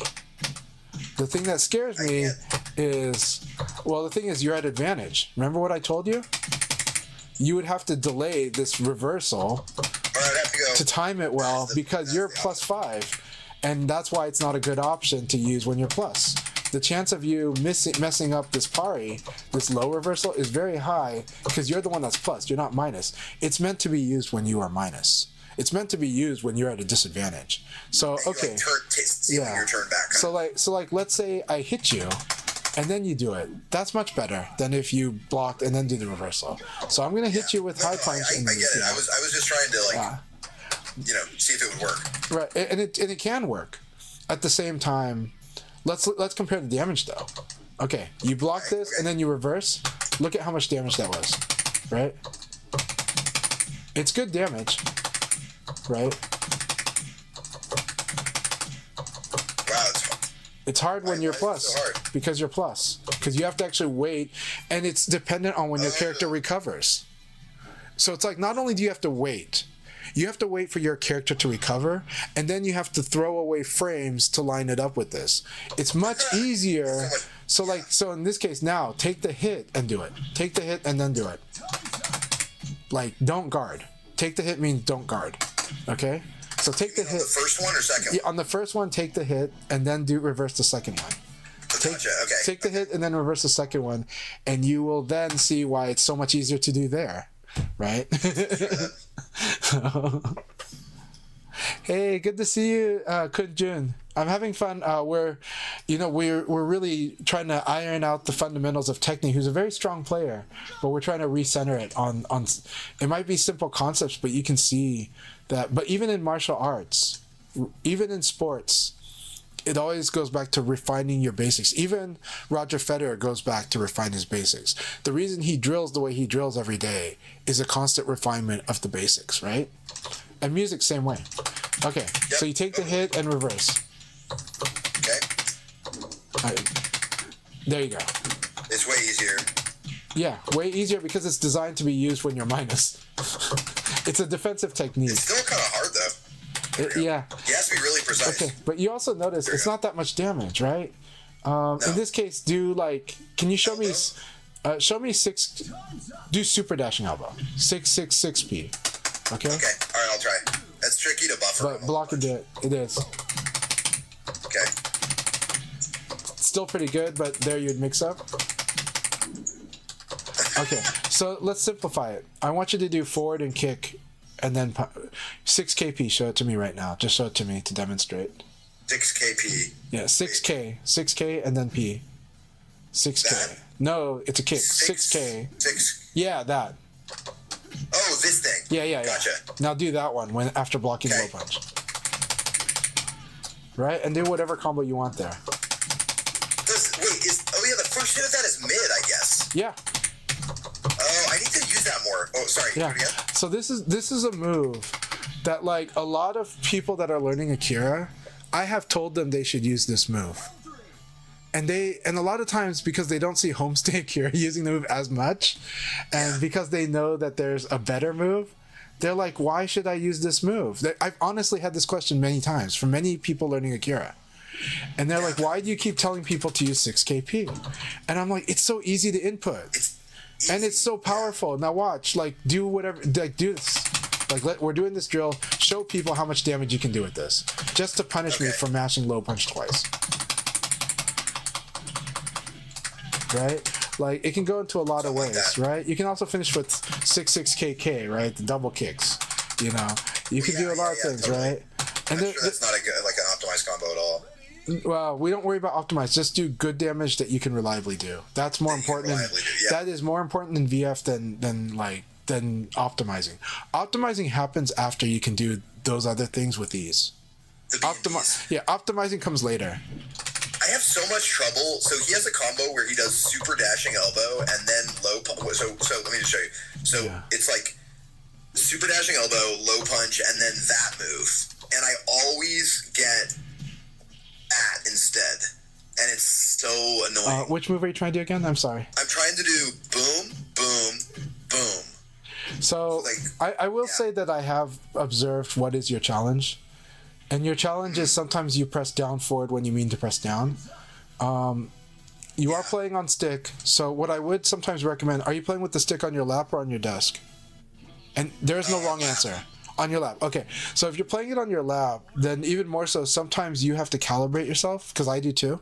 How do I calibrate myself? Sometimes I realize I'm doing that, so like, and sometimes it means I just rotate the stick a little.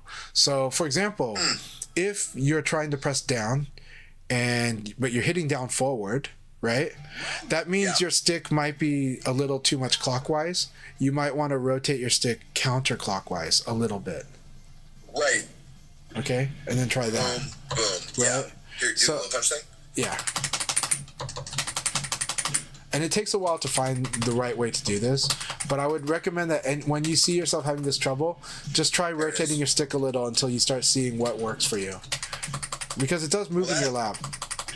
So. It is so hard to do the triple dashing elbow, that super dashing elbow. The super dashing elbow is a homework assignment because it's really hard to do. But it becomes easier, but it is hard at first. And I think right now it is too much for you right now. Because right now we want to make sure that your single direction moves are more accurate. So now, totally. So regular dashing elbow is your standard in your matches, and you should do that. 6 kp is a good one, right? Right. Now let's go back to, remember this other drill where I said I do like this, right? And I'm gonna do this, and I'm gonna mash low punch. So I want you to do 6 kp again. Okay. Look at that, right? Look at how much damage that is, right? Okay. This is why I tell beginners they should use this move, right? Here's another one. I want you to block low. Now, Akira, if you want to do the best stuff, kind of hard, because you have to do like three, you have to do like Yoho to punish this, right? His knee. Right? Or his knee. Those are hard. Do 6 kp. Just do 6 kp again. Oh my god, so much easier. And you could actually do even bigger combos. Yeah.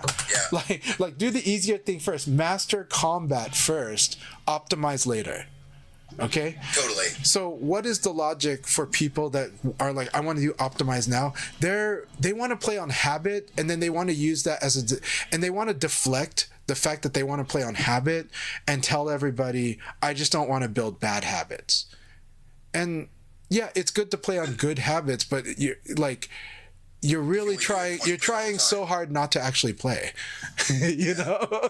So, and so it's weird. And it's like this can take you so far. This mindset can take you to intermediate, but it doesn't do well at advanced, and it definitely does not get you at expert. Sometimes you just got to do stuff. But in Virtua Fighter, in a game where we're saying that you can mix up at all levels, where like you get to the mix up at the start instead of later. In Tekken, you get to mix ups later. In Tekken, you get to a lot of this advanced stuff later. VF goes straight into the mix up right away. So the important thing in VF is to win combat, is how to win combat. Yeah. And even if you're going to lose you might lose battles. You might lose battles because you're not doing as much damage. That's true.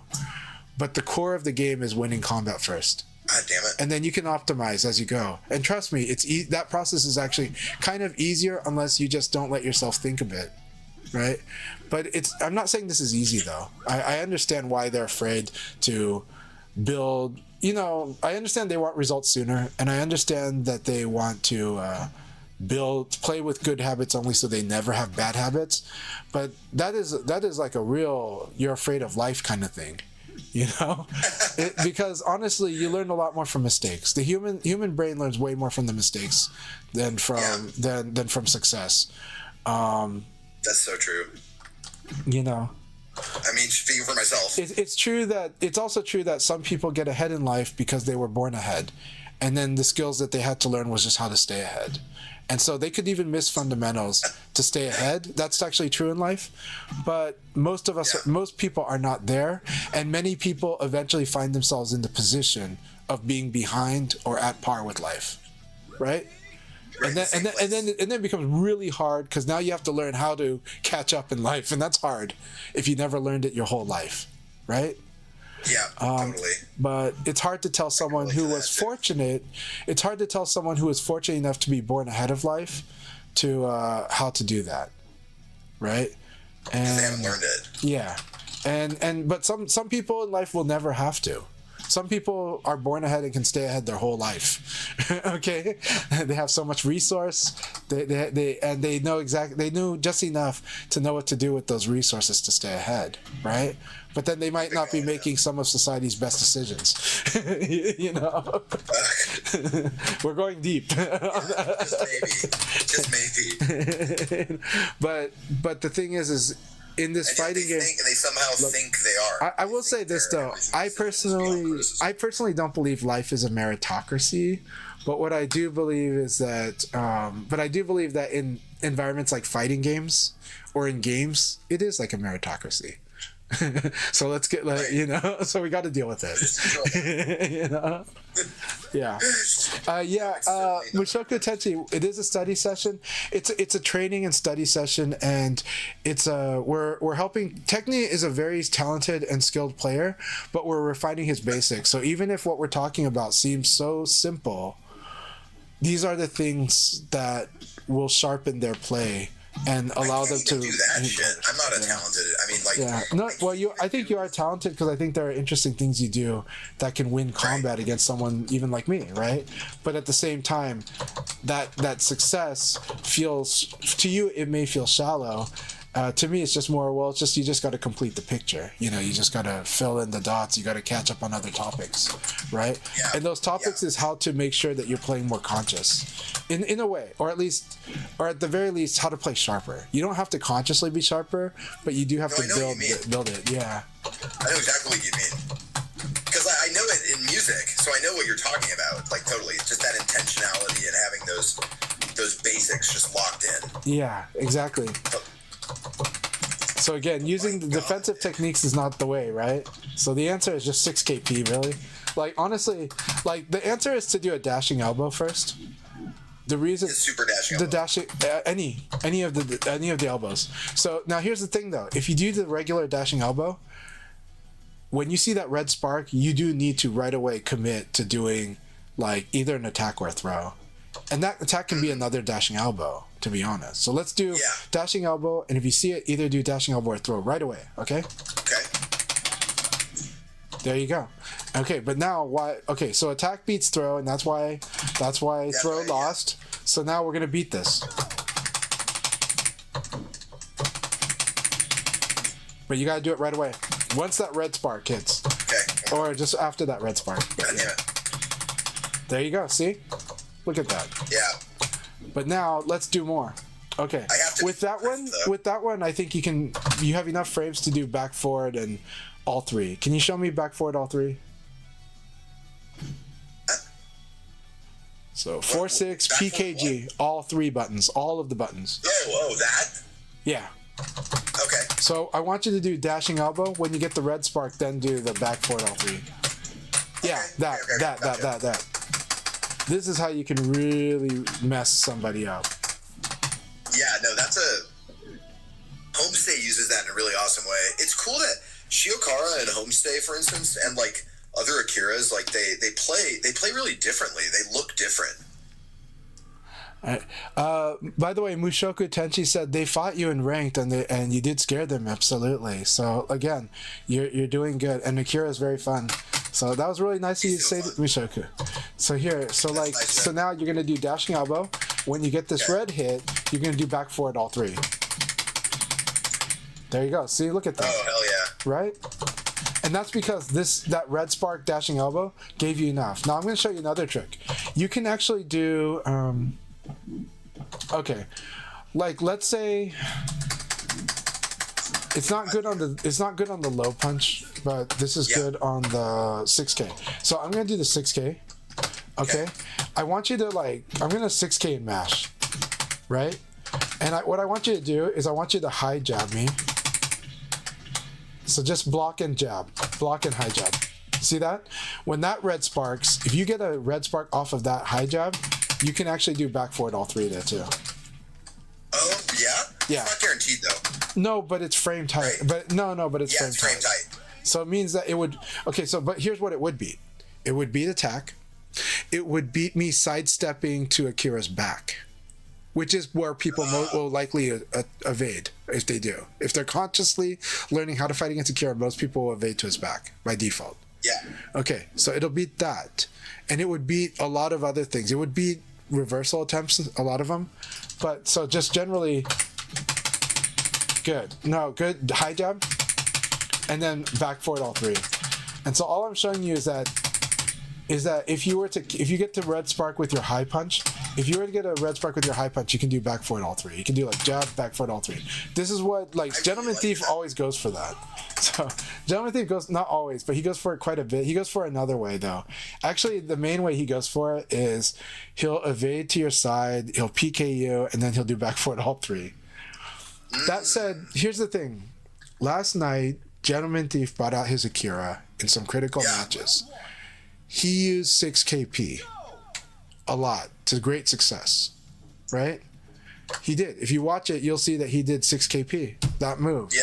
This move that a lot of people learning Akira ask me, why do you recommend this move? And I'm like, it's like, okay, yes, eventually I would like you to do Yoho in certain cases, and eventually I'd like you to do knee, like the one frame, just frame knee. But 6 KP is easy to do, high reward, and if you just know where to use it, that's really the most important thing, and it will pay off, right? And again, we talked about if you block a really big low like a sweep, you can do 6 KP. You do it. Whoops. That's okay. This is where we rotate the stick again. So no, totally, dude. I wish I was more like. It's so frustrating. Yeah. But you know, you're a musician, so you know that some people, when they're with their musical instruments, they have to like adjust their seat or move their instrument, right? Totally. It's the same thing. Build that in. So much more empathetic of my students because I'm playing VF. Right? Exactly. Yeah. Exactly. Yeah. Because I'm like, I know exactly what this feels like. Exactly. Yes. Right. And we know what happens when you don't have a good setup, or if you're not adjusting your setup for the situation, right? Or adjusting into the setup. Right, so you know, if your student like doesn't move the sheet music up or down, right, you know, and suddenly their neck position is screwed, and the neck position, what instruments does that affect? what saxophone, violin, almost every instrument gets affected by neck position. Right? You know, guitar even gets affected by neck position, or could be, you know. So it's like, so then it's just like, it's like, dude, just move the music, you know, move the sheet music, you know. Set yourself up for success. Yeah. You know. Totally.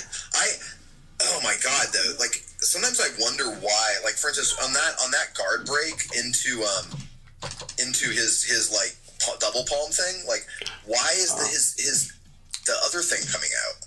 Why is that coming out? Which one? That one you're doing 4-3, I think. Okay. Which, you know what's funny? Yeah, The funny thing is you're actually doing 4-3. 4-3 is the motion most people struggle to do. That is funny. It is the motion that is the most commonly struggled motion in this game. Is 4-3. I have no problem doing that. Just like stand. To show everybody in the chat, 4-3 is back and then down forward, the diagonal, right? Like this. Oh yeah. And so I'm showing it on the display on my stream. That like if you're player 1, it's this, right? And like most people struggle. This is like the most annoying input for most people. My tip is this: if you're struggling doing it directly, which I can do it directly, if you struggle with that, rolling it is actually good. Rolling it is actually good. Like doing it, but just holding the down forward. And especially if you're on leverless, I really recommend doing this method on leverless. Like just rolling it. It works. And it'll fix a lot of people's problem. And also, if you're on lever and you're on a square gate, this is what's wonderful about square gate. You know when you're in down forward because you are in the corner of the square gate. Boom. Yeah, that's true. That's so true. Right. But I actually do this, but you can do this. I don't know if you told them, but you actually, Chanchai fixed my stick. He very kindly repaired it, and now it works. Oh, I forgot that I did. Yeah, I did open up your stick and did some work on it. I forgot about that. Because the first time we played, like I was like, man, I swear, like these diagonals are just not coming out, and then it actually happened to be the stick was like busted. There was something wrong in the where it was housed. Yeah. By the way, Hot Sauce Nelly chimed in and said, yeah, both GT and Shiokara opted to punish with 6 KP, right? Because when the nerves get tense, sometimes you just got to simplify it so you can perform, so you can get what you need to, but also because there's huge upside. 6 KP is not like gimped knee. It's an alternative to knee. It's true that when you play a game like Tekken, that there is like better moves and bad moves. Okay, that's true. Yes. But in Virtua Fighter, there's actually different uses for all the moves. I can only... Honestly, for me, less than 1% of the moves are actually useless. Less than 1%. And I can say that because this game has got so many moves, but also because I can only think, like, on my hand, I can only think maybe 1 or 2 for any character, where I'm like, okay, that move might actually be useless. But if you ask me, but I can make use of every other for the more than 99% of the moves. You know, I can find a good place for them, and I can find a unique home for them. Like, well, it's good here because it would cover this, and this, right? And sometimes all I want to do is just cover this, and this. It's like, what is your opponent doing? He's doing one of these 3 things. Can we find the thing that does it? Yeah, we can find the one thing that will beat all 3 of those, right? People hate Akira's hop kick because this thing. What does this thing beat? It beats low attack, right? If I do low attack and you do 9K, it's gonna win, right? Okay. It also beats throw, right? Like let's say I hit you, and then I'm gonna hit you and then do like throw. 9K will win, right? I'm gonna hit you and I'm gonna delay attack, and 9K would probably win. Like 9K would win in a lot of situations. Like it beats ECD, right? Like let's say I do this. Like let's say you block my knee and then do 9K, okay? And I'll show you first what I'm gonna do. So first I demonstrate. So just block now, just block only. So I'm gonna do this, and then I'm gonna do ECD, right? And basically I want you to do block and then 9K. Okay. Right? Because I get the failed evade. I'm like, what the hell? And this thing is a mid. And it's like, this is why 9K is annoying at the higher level, because it covers a lot of our favorite options. It covers the options that are trying to play around normal answers. You know? Yeah. You know? It is. Akira's guard break is also so absurd. I mean, Akira is like, again, like I can't do the double palm after it. Obviously, I'm having. That's a hard one. That's a real hard one. It's hard, man. So it's okay that right now. So I do like when you started this conversation and you said, well, you were telling me your progress. You were telling me what you're working on, but it's because you knew that there is a future, and you know that you're going to add more as you go. And so what you told me you were improving on is you were improving on that from crouch forward and punch into punch, right? And you can show it off, and it's a hard one, the timing too. And when you go between online, offline, or you go to a tournament that might have a laggy setup, the timing could vary, right? Can vary, yeah. But you're feeling confident using it, and I think that's awesome. That's huge progress, right? Any kind of move progress. I do challenge people to just gradually, not in a rush, gradually add to their move list, add to their combo list, just add to things. Have fun with your character. Challenge yourself to do another technique each week, or each other week if it has to be that. Whatever pace works for you, but just keep improving. And improving doesn't mean win with it. Improving can just mean simply being able to do it, right? It was so fun when we start learning like how to use this move, or when I start learning how to use this move, especially when I mastered this move, because this is like Lao's best move, right? But if I can manage to do this, it's so good. This one is Lao's best move. The problem is, if you were to mash low punch, it would be hard for me to use it. Why? Because it's 20 frames. 20 frames. So if you literally mash low punch, it would be hard for me to use it. Except in that case, I have to time it for when you whiff low punch. Yeah. But but it's actually a small window if you're actually mashing low punch. So this move, his best move, but it's actually hard to master for Lao players because there's a number of things that you got to do to master that move. And they look so simple. And I'll show it so everybody understands. To master this move, okay, one approach is, go ahead and mash high punch. One is to counter hit you with this move when I get the red. And so keep just mashing high punch. Right? Like there. So when I get a red here, but the thing is, at intermediate level, people will start evading the moment you hit them with this. And then this move would lose. You know? Because this move is so... they know that they're about to lose to this move. And at some point at intermediate level, they just know, oh, okay, I should just defend. So their instinct to defend usually tells them to like sidestep here. So then I have to go like, okay, I'll throw. You know? Yeah. But okay, so that's one. And that's only one small way. That's not the main way that you master this move. You are not mastering this move because you counter hit and then do it. That's just the easier way to do it for a beginner. And that's still hard for a beginner, right? So you get a red spark with the high jab and then do this move like that. And that's hard. That's a lot of hit checking. The real way you do it is you fight your opponent in this neutral that we talked about. And now that we know that your opponent is not going to attack right away because they're afraid to get whiff punished, then we can use it. because they're watching. It's like, oh, I'm watching. Okay, here we go. You know? And if you can manipulate your opponent into to delay, now we can use it. But the moment they start mashing low punch like this, I can't use this move anymore. This is really hard to do when they're just doing this. So so against beginners, I gotta just like time it for the mat for them whiffing. But it's easier if they whiff this because that's a lot of time. Easier if they whiff this, it's a lot of time. Hard if they're just whiffing low punch. So, you know. Yeah, like it's almost like this is like the meme of Virtua Fighter, right? Right, but this is the trick, right? So for me to master it is to just know, like, see, even there I failed it, right? So I had to thread that needle, but if I do thread it, it's high reward for me, right? So you go ahead and master low punch, right? So there it is, right? That's how I master it, right? And Law has pretty big damage. Look at how hard it was just even there. There we go. See? But I'm threading a needle here. I'm threading a needle with just the mashing low punches, you know? And so this move is his best move. Why? Well, we get the opponent to just, you know, delay, to not attack right away, and then we can use this move, right? And then I can get huge upside if I get a counter hit. But if you block it, like, go ahead and block low, and then try to low punch after you block. So block low. Sorry, that's not right. Like, this sequence is secure. If you block low, I can elbow. Oh,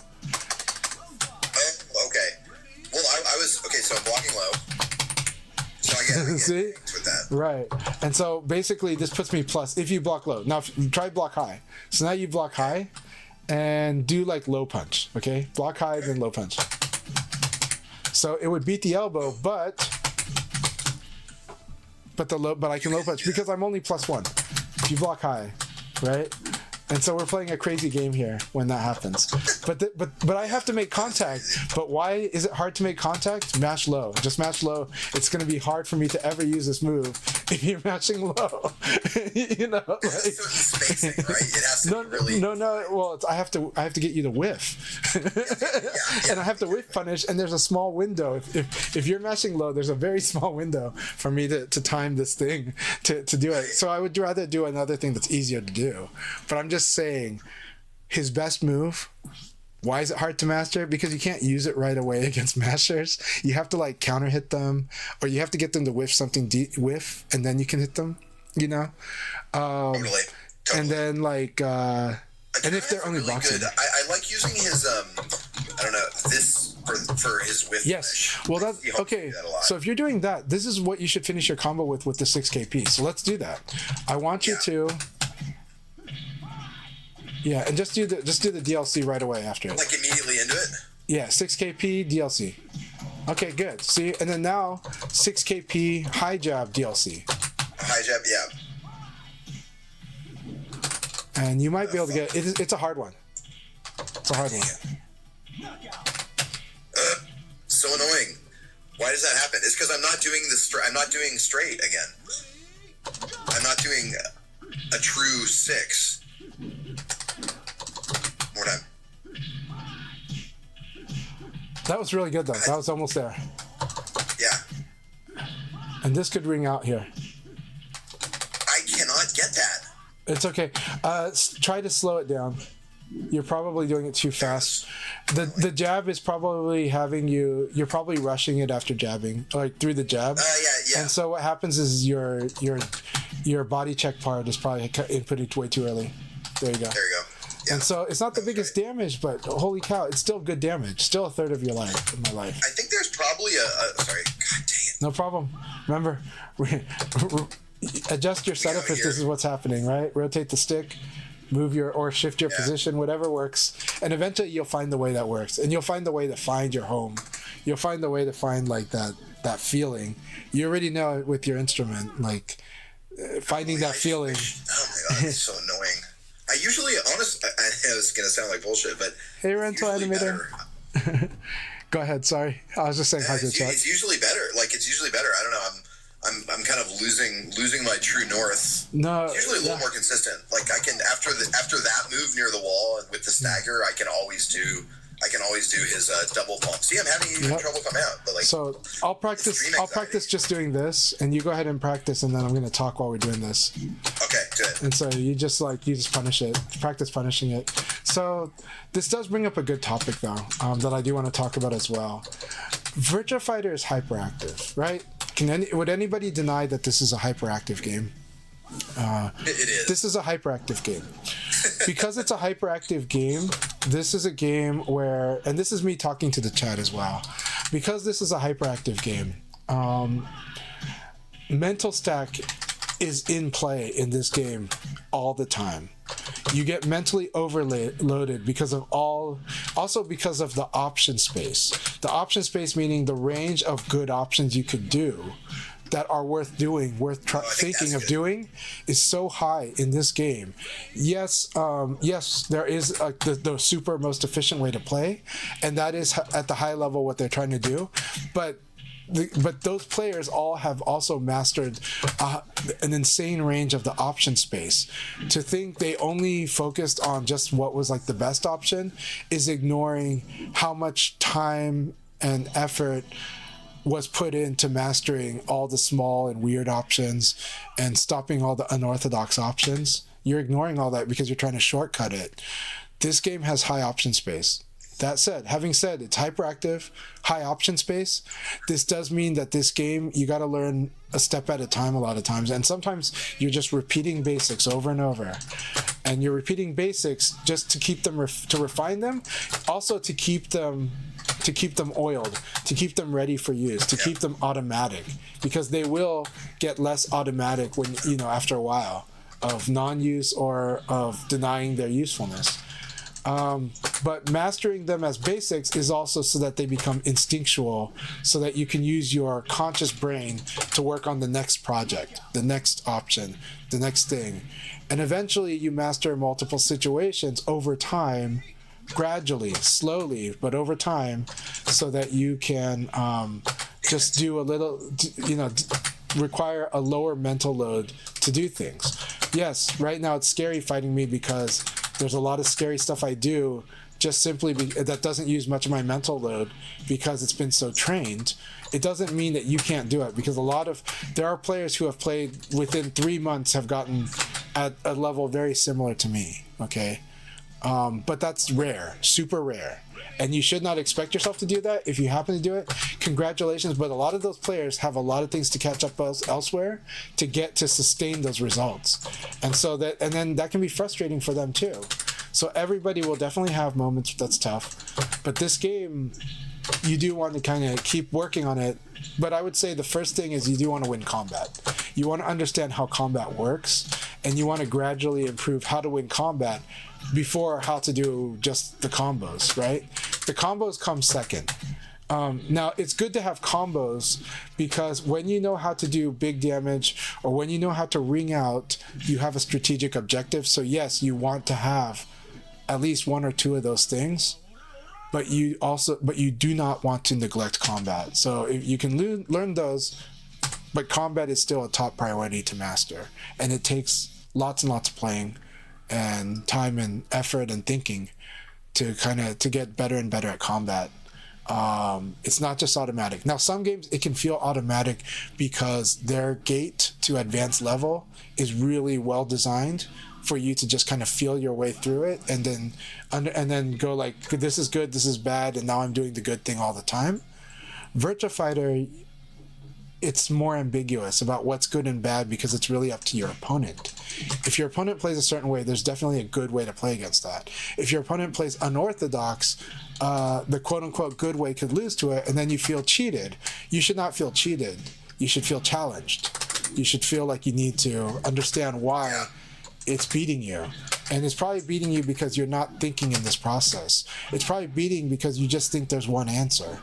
And I'll tell you, if you think there's one best answer, you will lose in this game very easily at many levels of play. You might even beat an amazing player because they were reading that process, but trust me, after time, it won't work anymore because they'll figure you out. Yeah, very nice. That's the combo I do because I have that in my muscle memory. That's why I do it. But again, using the 6KP, very simple, and like the failed Yoho, the failed knee, is he will get to master the knee and the Yoho eventually. But the failed ones right now will cost him a lot, and so he just needs to do this so he can use his brain power to think other stuff. And in the background, he will master the knee. But here's the thing, even if you master in training mode, because of the mental stack activity in this game, because of the hyperactiveness, all the things that could get you thinking in 5 different directions, that's why it can be hard to do what you do in training mode in your matches. It takes me 300 matches to get something that I worked in training mode to start working in my matches. I'm being honest. Totally, dude. I just have now started being able to do his like stun palm combo in matches, and it's I've been able to do it in a practice room consistently for like a while, but it's crazy how different it is in a match. Your hands are rushed, and I always forget the last hit because I'm in such a rush. Yeah. It's wild, dude. It's like, and it literally took me, it's like exactly what you said. Like, it just took, that's where fighting the CPU is also really good. It is. Because it's like competent enough that it gives you a challenge. I mean, I'll be honest, even before, okay, so I love World Stage Mode. I'm a huge advocate of it. But even before World Stage Mode came, I actually train on the arcade mode too. But how do I train on the arcade mode? I do have a way, even at my level, right? So what am I doing? Well, okay, the first 2 stages are always like the AI letting you hit them.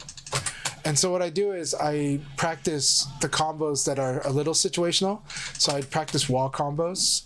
I would practice combos that are different between normal hit and counter hit, and then just, improve my, okay, this is a counter hit, this is normal hit, which combo do I do? And now I don't even think about it anymore. So I couldn't even tell you what I did because I've internalized it. But of course, I might later on refine it and optimize it and learn a different combo. Rental Animator has really optimized a lot, but that's because Rental Animator also never neglected on the fundamentals of combat either. When Rental Animator and I sparred in Japan in 2023, Rental Animator, one of his projects for himself, one of the things he told himself was, something I'd like to do that Chanchai does is I would like to determine my action much sooner. I'd like to be sharper. So like when I would like to not hesitate as much as I do, and he improved that, and that meant an insane amount. And almost all high level players in VF will tell you hesitation kills, and so it's not the same as deliberate delay. But when you hesitate, it means like you wanted to do something, you thought something was right, but then you held off, and then you do it late, or you do it way late, and you get blown up. That happens a lot in this game. And I know all levels of players have felt that in this game. Now, some of them are not ready to admit that they hesitated. They might try to blame the lag, or they might try to blame other factors. But I will tell you, hesitation kills. And I will tell you that even with players that have blamed the lag, when I've played them offline, and this is not 1, 2, 3, this is like well over 100 people, okay? This is like a few hundred. Few hundred people that I fought, because I fought so many, that have complained about online lag, and when we fought, and then I fight them in person, they run into the same delay, and it's because of the hesitation. It's because maybe they're not buffering properly. It's because I'm mentally stacking them, because you guys have seen how I play. You've seen me like go in here and go, okay. And you also see me not care when people hit me, right? And like, okay, you hit me and I'll still do some crazy thing, right? And I'll still like do like this, right? You know? And so in offline play, they're like, and Tekhne has fought me offline, so he's definitely felt the pressure when fighting me, and he's felt himself slow down. Right? Yeah. And you're like, and you want, and inside you do want to feel like it's the lag. You're like, we're playing on a PS4, this is slow. It must be that. But when we're playing offline, you know like the truth. It's like, it's you. But it's not like you're so bad. It's not that. It's just like you have to eventually get to like being able to see it in the moment and then manage yourself. And when you do that, you'll get better. Super fast. Right, Panda's really fast, but you've also seen him slow down against me too, right? You know, and so Panda is super fast, and it's because he knows, because I've taken away his excuses, right? And when we fought, and then he's become insanely sharp. He is insanely sharp, but even you've seen me slow down too. You've seen me slow down in sparring sessions. Rayblade is good at slowing me down, because Rayblade's like, I see what you're doing, I'm going to counter it, and I'm not going to stop countering it until you've actually like punished me for trying to do that like 3 times. Yeah. And so Ray's stubborn too. And so Ray has been good for me, because he's also the one that slows me down, right? And it doesn't take much to slow a person down. It takes like just kind of reading what they do, or doing something that really stops what they want to do. So sometimes you might, it's not even, a lot of times reading is about reading what the opponent wants to do. You know, sometimes that's a little different from what they're actually doing, but you can feel what they want to do. And it's like, I see you, right? I see this low punch.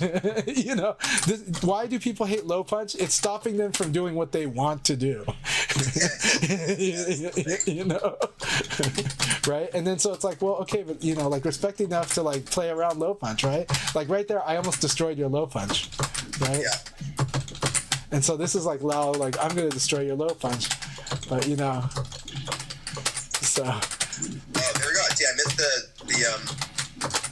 oh, nice, you got out of it. Of course. Oh. Yeah, Rayblade concurs, like, yeah, people play almost the same offline as they play online. The thing is, so this is where, when Rayblade and Hypergraph are harping about playing more offline, though, there are a lot of things that go into it. So one, yes, it makes your game more visible, it supports, that's true. But for you, the reason is also for playing local, you really do get direct feedback. You can see how the other person is, and you can see that they're not trying to be, well, you can see who's trying to be an asshole and who's not. And most people are not trying to be an asshole. Only a few people are like, I'm going to be an asshole.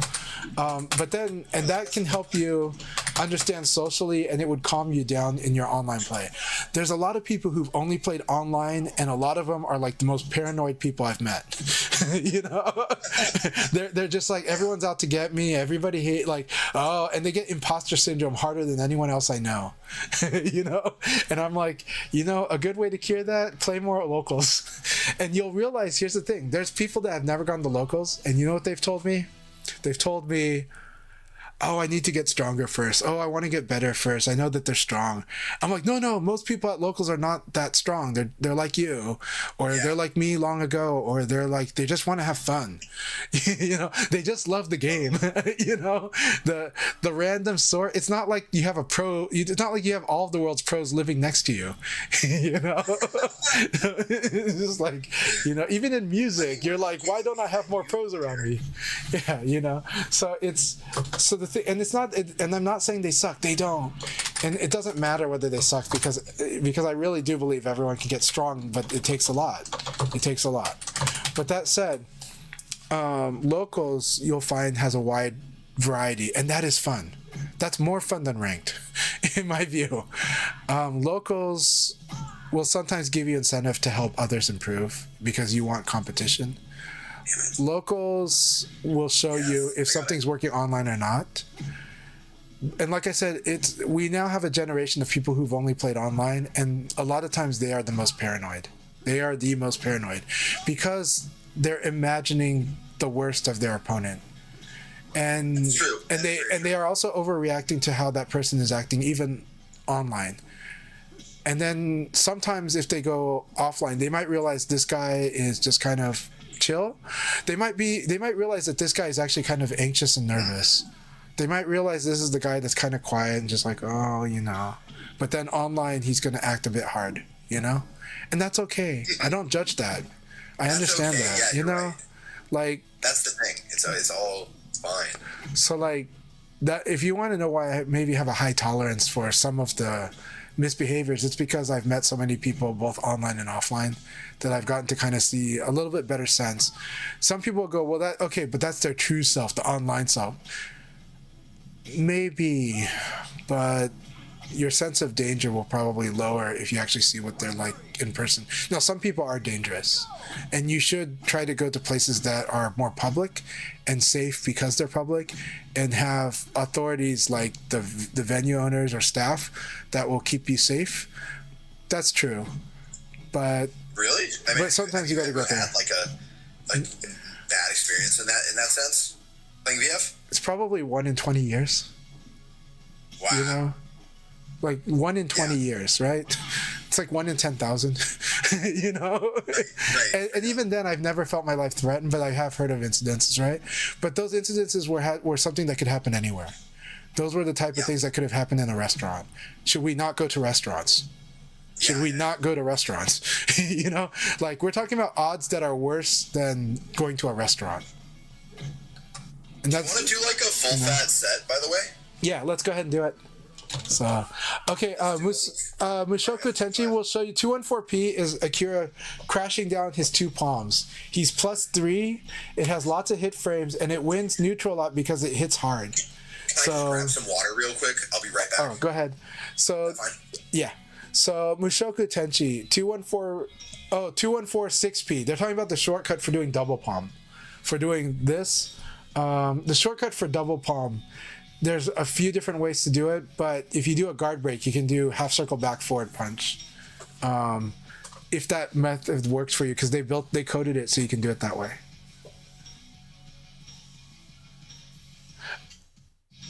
I like doing 3346P, but 2146P is built into the game in Revo as what you can do after you do guard break. So you can do like guard break into half circle back forward, all 3. Alrighty. Okay.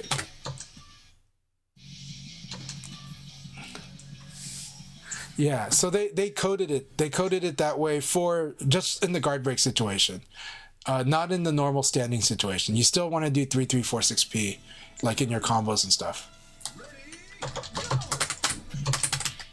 Good.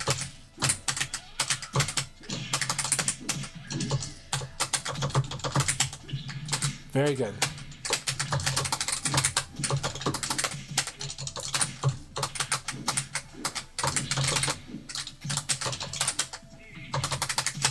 That's it, right?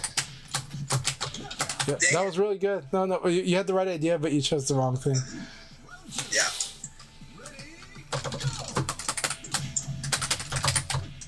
Very good. That was so good. See, I told you guys, Tekhne is actually very, very scary, but refining the basics can be a challenge depending on players have different challenges on their training. Execution, man. I messed that combo. Nice.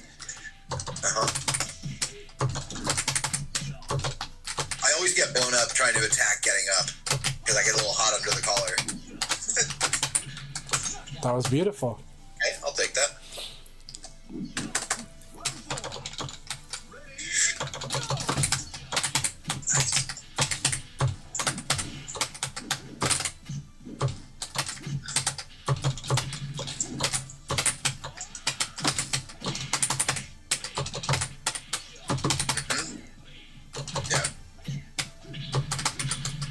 Oh, that was beautiful. You got the reward though.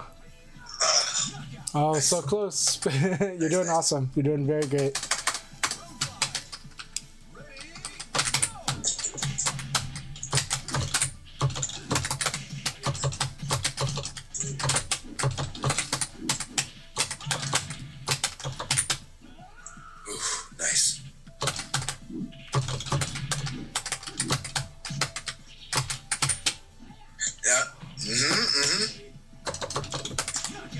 That was really good.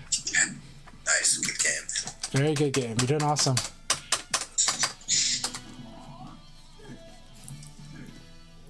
This thing with using the six PK more, and also just like stick with basics of establish that elbow, and then if they react to it, then you evolve from there. But like, you don't have to get too fancy with it like at the beginning. Right. No, it's very strong. It's like in boxing, what are they're going to teach you how to jab and how to straight, how to hook, but very basics first, right? Yep.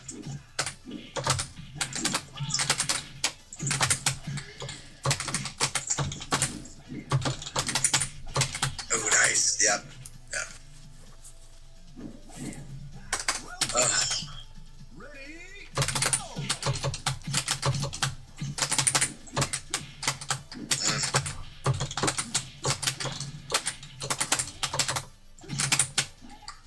Yep.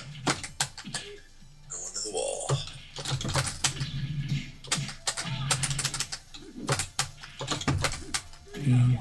Really good throw. I love the choice for throw. It's also why it's good to use Lao too.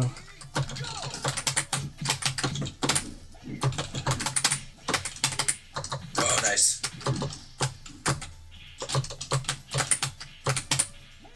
Oh, yeah.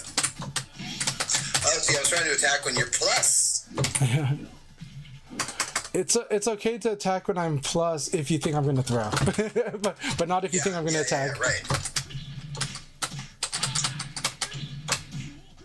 Oh, so good. I love the damage your Akira does. Oh no. Got a little careless. Yep. Oh, that was your win. Good, you should... Yeah, I was like, you have guaranteed damage here. If I roll away and you block my rising attack, you have guaranteed damage. It's not a guaranteed throw, is it? It is guaranteed throw. If you have guaranteed attack, you have guaranteed throw because throw is faster than attack. It's just that I can it's like, yes, I can escape it, but you do have guaranteed throw. Nice. Oh no.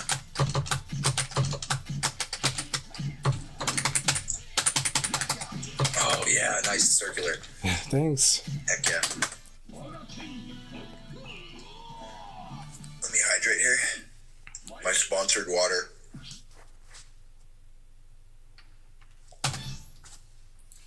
Oh my god, yeah. Dude, I miss playing, and I just... So, my wife and I, we got a house, and awesome. we're like... Congratulations. Thank you, man. Yeah, I would love to play IRL sometime. But, like, unfortunately, locals are all hella south. Yeah. Oh, for you, because you're like... you're like Vancouver or North, yeah. Yeah, exactly. Man, your instincts are very scary.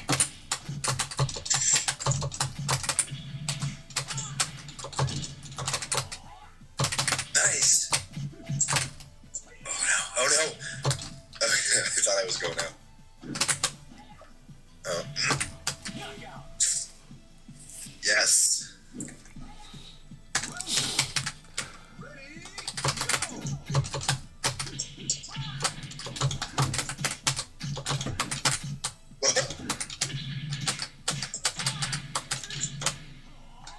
You're getting there.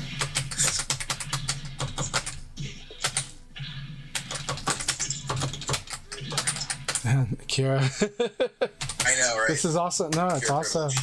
No, it's not privilege. It's just I just gotta like respect the fact that like he's gonna win certain situations. I didn't know until like Shadosha was talking about it, I think, or Blessy, like how much better Pi is in Revo. Yeah, Pi. Total sense. Pi is insane. Absurdly good. She is. Like top, in top 2, 3 or something, insofar as that is relevant in VF.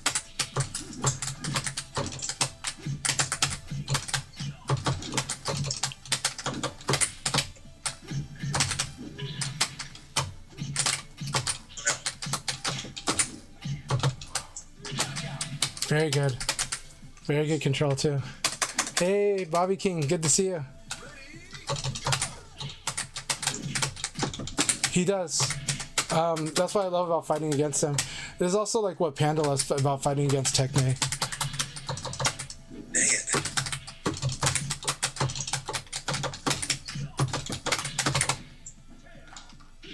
So good. It's like, it just gets me. That was... No, it was awesome. It's like you finished me for trying to step here. So the reason your throw works because I'm trying to step there. And I'm trying to step there because I'm whiffed or I recognize I'm in trouble. And so your instinct has always been very good about this. This is actually what makes training you tricky, because I see all the stuff that you do really well, but it's hard to know if it feels like it's because subconsciously, and some of it's built on experience, and it's really good, but how do we unwind it so that you kind of know what your objectives are, right? Yeah. Because that's when I'm saying you're talented, this is kind of what I'm talking about, right? Because there's a lot going right, but it's also hard to pinpoint, because I think you are also unsure of how to pinpoint it too. So, and it's also hard to say that you're not doing these things, because you're actually doing a lot of right things in the moment, but also I have to unspool it. And then to get to the heart of it, it's a little trickier, right? But also with Akira, he's gonna win neutral if I'm late. So if I'm like late, like he can. The thing about Akira's attacks, they win on speed and they win on damage. And that's not privilege, it's just his design. That's why his design, that's why I say it's a guess between attack and defense against Akira more than any, because his attacks beat attack really hard, like very easily. Yeah. and so you'll see me try to delay time and suddenly you happen to out hit me. And that's not privilege. Again, it's just you're working with it, and it's because you have a really good way of learning the game through experience, you know? Well, I appreciate it. You know, it's funny though, like such as it is, my intuition or whatever you want to call it, like I think a big part of it is just that I played this game. I played VF4 so much in high school, and I loved it so much. And like I think that it's a cool feeling. Like it's almost like chess in that way. Like you have like some kind of like legacy instinct built in. Do you think that's true, or like? There's some of what that is the legacy thing is more like is that you kind of learn in your own way how to answer. You learn which questions to ask when you play the other game or the newer game. Yeah. Damn it.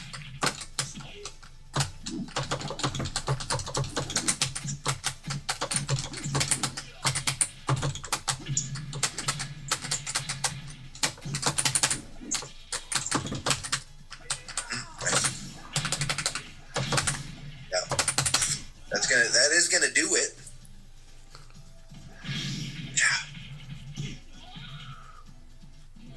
Yeah, in general, man.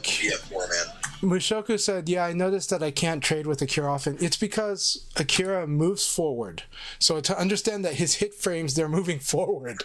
This encourages that he's going to make contact. It makes him miss less on spacing. 2, high damage. He has a lot of his good attacks will do sufficient damage to beat other attacks of that class on a trade. And in this game we have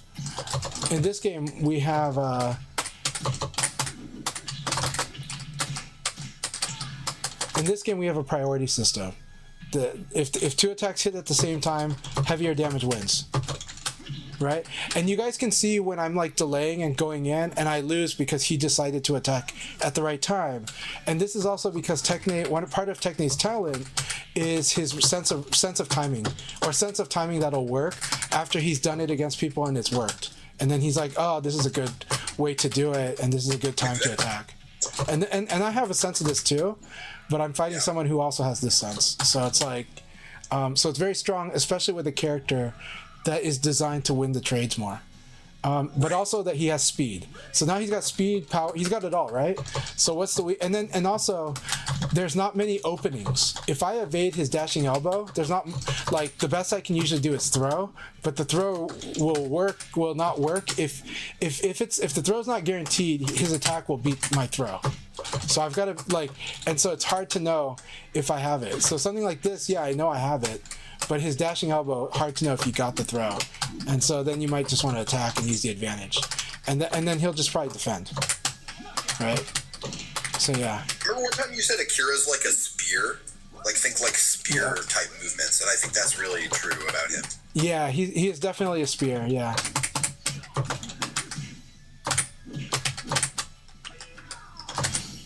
So this is forward throw, and against the wall, that's the one you kind of want to escape against. Okay, oh, it's forward throw. Okay. Yeah. Good to know. I get destroyed by throws.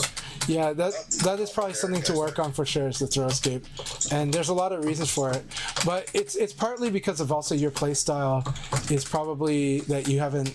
I don't know if you're internalizing guard throw escape or not, but your play style is like mine in that it discourages people from throwing by the use of the attacks and timing of attacks. So your use of attack and delay attack discourages throwing by itself. So I have to catch you when you either whiff, or for Akira when you whiff, and but also when I think you're going to step, but you're very hard to predict when you actually step. You like to stand like a rock. You stand like a rock more than I do, and you mix it up just enough to where you're moving, and then you're standing like a rock, and then you're moving, and maybe you're moving again, and then you're standing like a rock.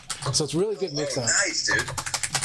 All that But low punch. that's also why I just need time to feel this rhythm though, because you've seen me do this in locals too, where it's like, okay, I'm getting a hard time, but then it's like, okay, I see you, you know. Yeah, it's like, and it's just like, okay, I see where this goes. That's where if I had more like. That's where that intentionality comes in, because someone who was, take where I'm at now and then magnify it by like being a really skillful player, I'd be able to see your adaptation to my patterns and change it up at will. Right. But instead, I just have like you said, like it's kind of pattern based, but I'm getting more kind of feeling of being creative while I'm doing it and stuff, which is great. I mean, that's why I love this game so much. Me too. Same. So, yeah, and do know that I love sparring against you a lot. Oh, same.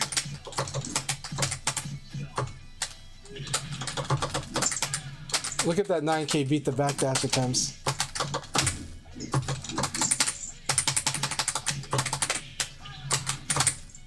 Oh, nice. Yeah, I was gonna go for a throw.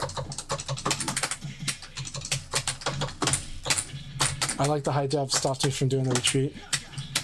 It's like the thing I do like you mixing up the way that you do mix up high punch and low punch too. Nice.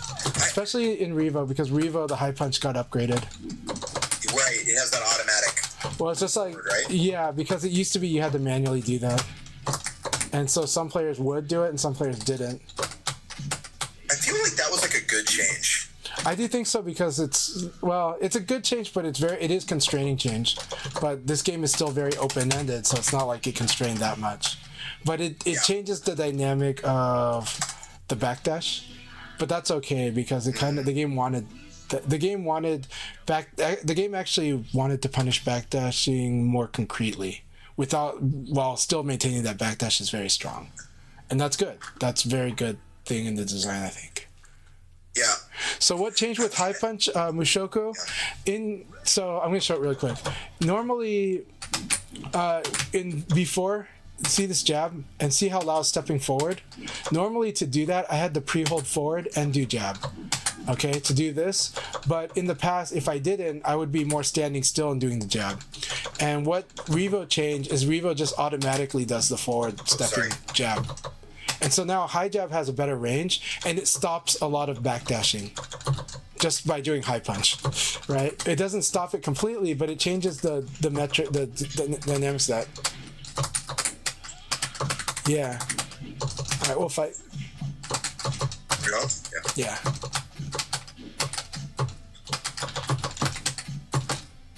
So this is this is Tekhne's neutral when he holds still, and you're not sure when he's going to start being active, but he senses when you're actually going to commit to attack, and you end up getting out hit.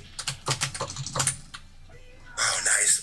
Okay, so is that a back or forward? That's forward throw. Oh, that's the one you said at the wall. Yeah. Yeah. Now that said, at the wall, forward, but generally I think Lao's back throw is really strong. This is the back throw. So this setup, the trip is a back throw. Dang it. All right, come on. But his throw game is balanced. But at the wall, he really wants forward throw, so you really want to deny it. So remember, throw escape is more about like think about it more as denying as opposed to beating the throw. If you want to beat the throw, then what you do is you use attack. So, you know, but denying throw means, okay, this is just not an option because every time I guard, I'm not going to let you do that forward throw. That's denying. So think about it as denying throws instead of trying to respond to every single throw. You're just like, no, you can't have that. You can't have that. Your throw game has now have a cap on its damage or its application. And that is a better way of using throw escapes. Is denying. Now at the high level, yes, that is a big difference though, is that sometimes you have to recognize. Like last night, Shiwapon versus Tonchan.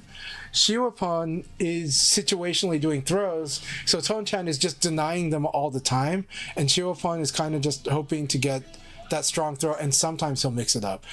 Tonchan is just like, I'm just going to try to do the throw you're not escaping. So I don't care what result I get.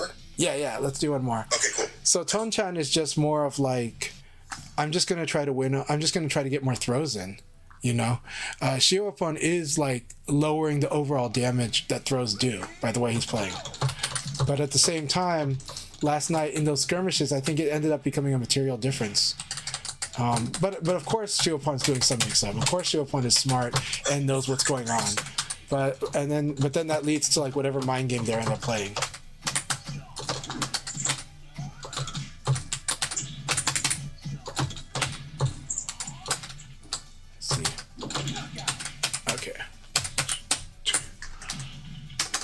Look at this project here. Oh yeah.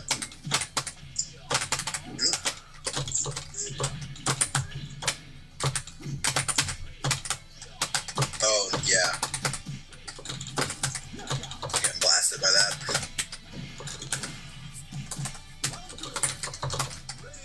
Okay, so I always associate Law with Lan D from Shenmue. I don't know if you played that game. No, I haven't. He's definitely Landy is like an analog for Shun, especially probably when Shenmue was supposed to be Virtua Fighter RPG. I don't think I've ever. That's one of my like most amazing, mind-blowing like experiences playing a game. I love Shenmue. Yeah, I loved it too. And especially when I got to finally play two in North America on the Xbox. But I do like that it did come out in the UK. Yeah. Oh yeah. Right, for part 2. Did you import it back in the day? 100%. What's that? Did you import part 2 like back in the day? Because I imported a lot of stuff, but I did not import. I imported the Japanese Shenmue too. Gotcha. Oh fuck! Nice. The fighting system in that was pretty dope. I think so too. Like it's kind of slept on.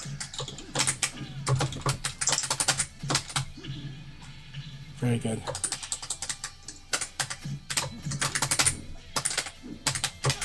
Oh. Nice. Yeah, Shenmue, that game it's visionary. I mean, it's amazing. It is.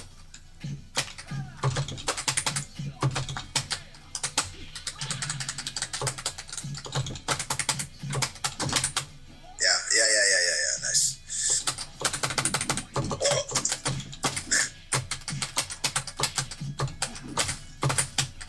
Oh yeah. I thought you were side turn. I'm like, shoot.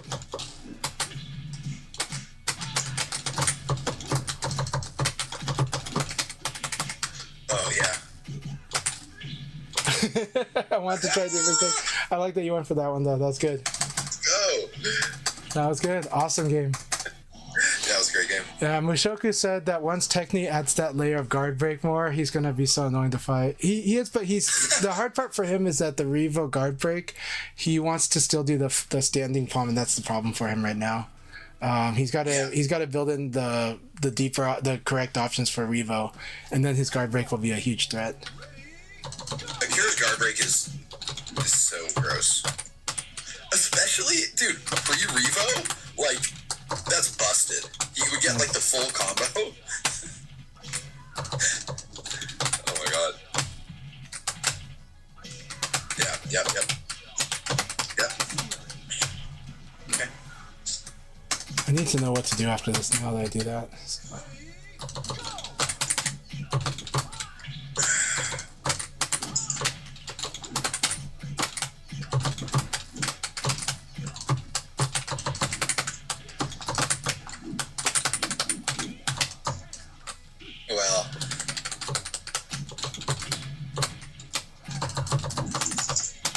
Ooh.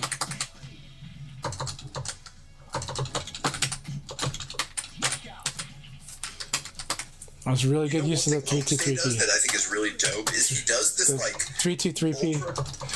Go ahead. What'd you say? 3-2-3-P. Crouch dash into 3P, but you got to do it with the 3-2-3. Oh. I was gonna. Yeah, he does his like the shoulder. He does a crouch dash in the shoulder like hella quick. People think he's gonna crouch dash into that. And what little interrupt I did, but it's so cool when he does it. Oh no. Oh. I got that stagger. That was nice. Oh.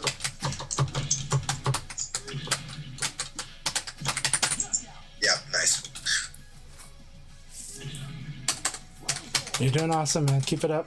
Thank you.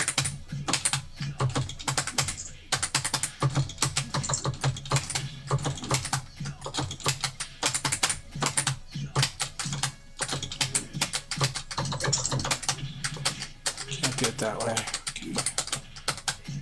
Uh-oh.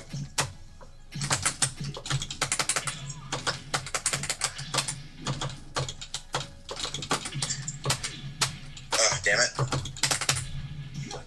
Jab. So, like, my jab was too late for this 4-6P. It's really good. Yeah. I need to punish with that. No, don't do that. That is some like basic level Akira muscle memory that I need to get rid of.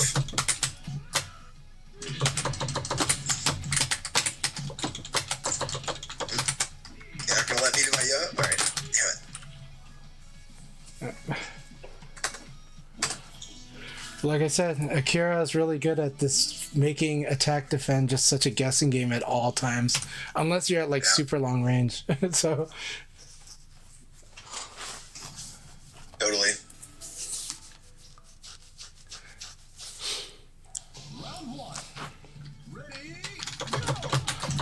now, Mushoku, high jab has always been a strong part of VF. It's just that Revo makes it like that they can actually cover ground by default without the player having to manually do that or to like have an input tax. So good.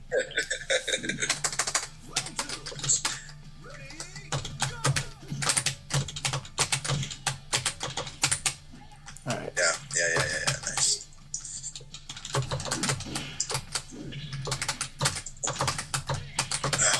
Oh yeah, that.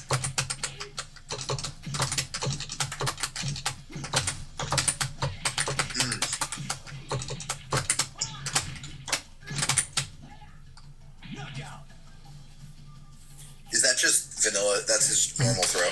Well, jab is really good, but you don't want to overuse it for sure, but it is definitely fundamental. It's huge because it sets up big stuff, especially if you can get the red spark with it. Yeah. But you always get like jab elbow until they actually evade the elbow.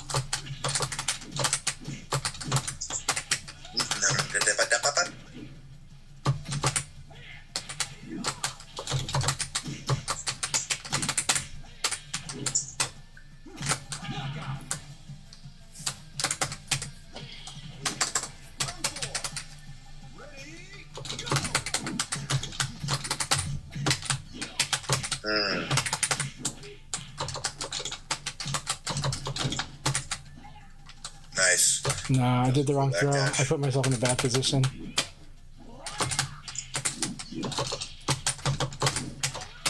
Oh, fuck.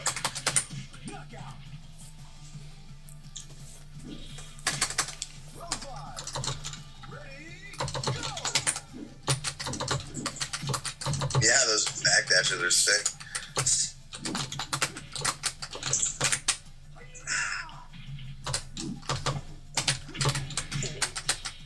Come on.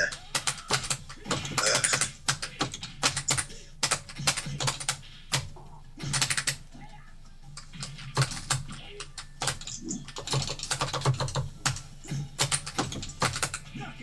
Nice.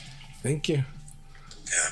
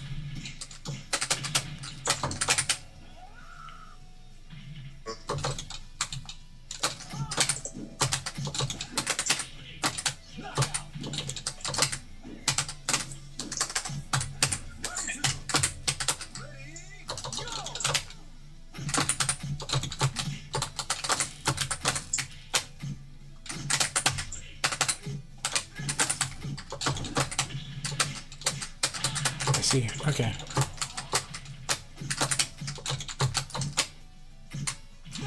Very good. I like that.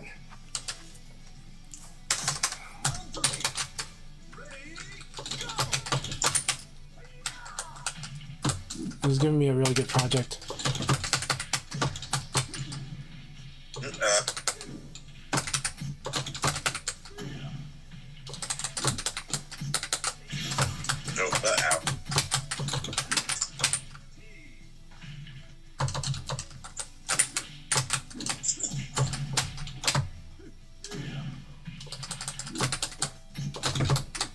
Good.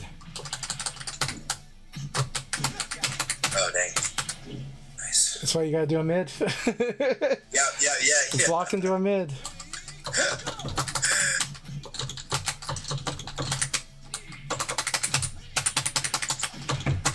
Ow.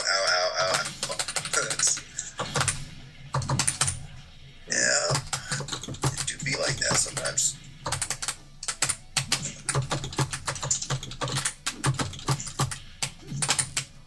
Yeah, that. Nice.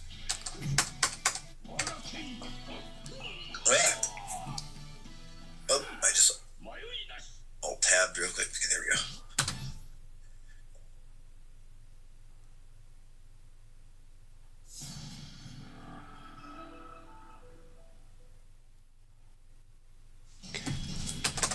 Don't know what to do now.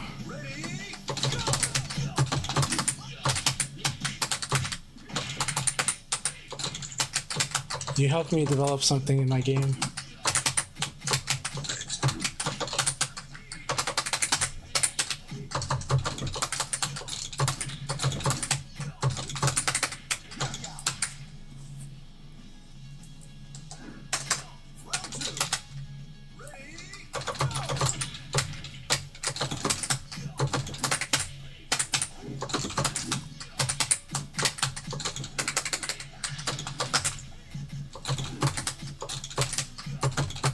Good. I like that.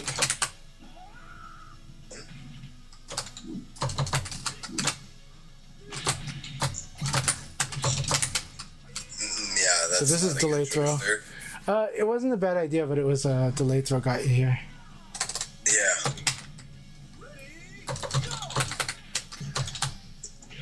Very good.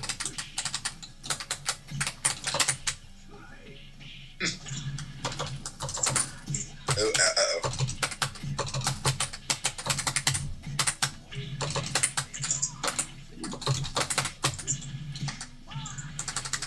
Now the fun thing is two-handed attacks cannot be reversaled by Akira. So this thing, Okay. yeah, this thing, and both Hadoukens cannot be reversaled by him. Only Aoi can reverse them. Like even Pai cannot reverse two-handed attacks. So Gotcha. I didn't know that.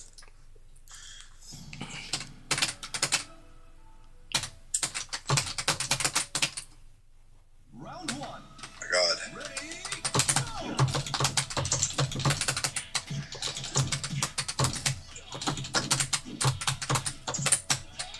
No.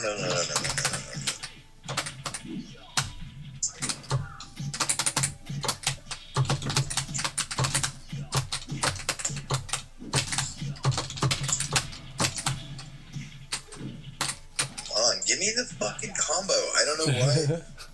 So hard. under pressure. Yeah, that is it. No.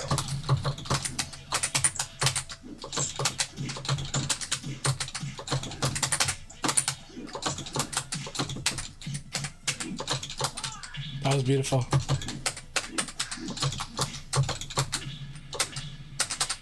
So good. So good. Both delay attacks got me pretty good.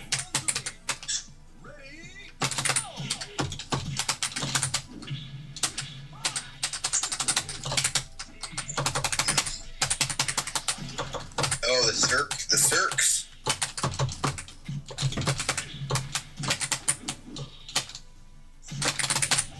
No. Damn it. Round four. Ready?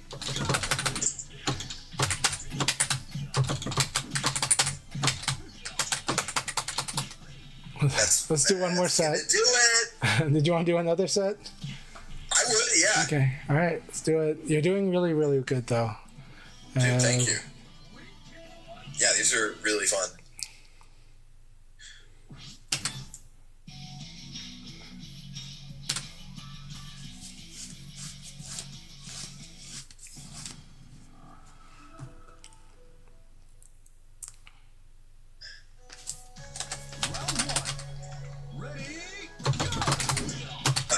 You keep dodging that, damn it. It's slow, so there's a higher chance of me doing it. Especially if I do delay evade.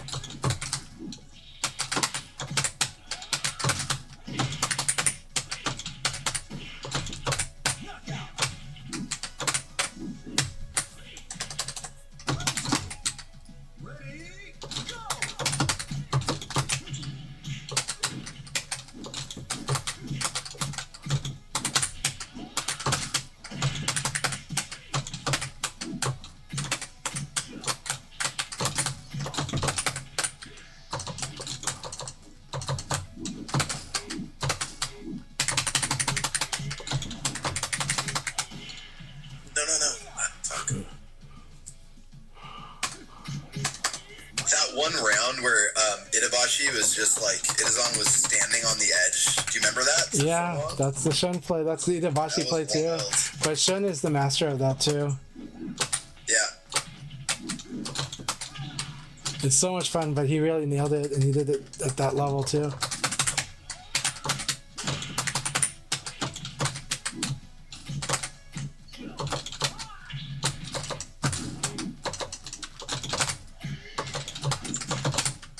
Oh, nice. That's tough.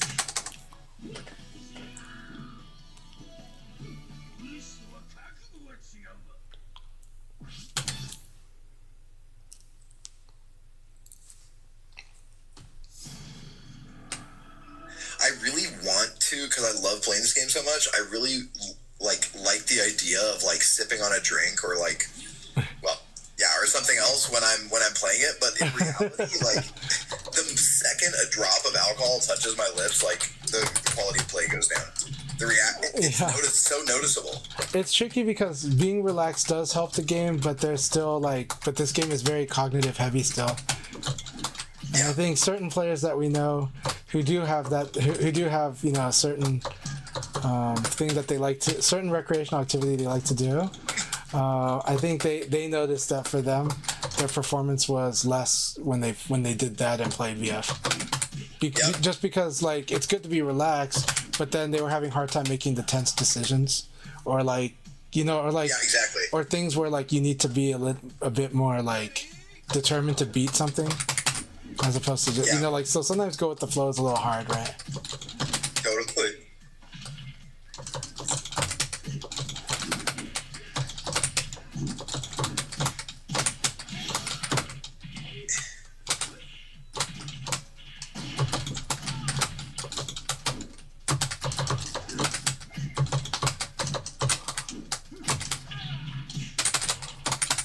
Very good. I like the low kick, Oki. You're doing that. Get out. Doing that really good, especially after last night's tournament, seeing people do it.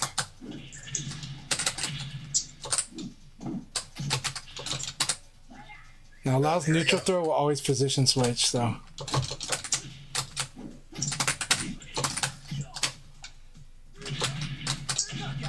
Very good. Good game. Nice.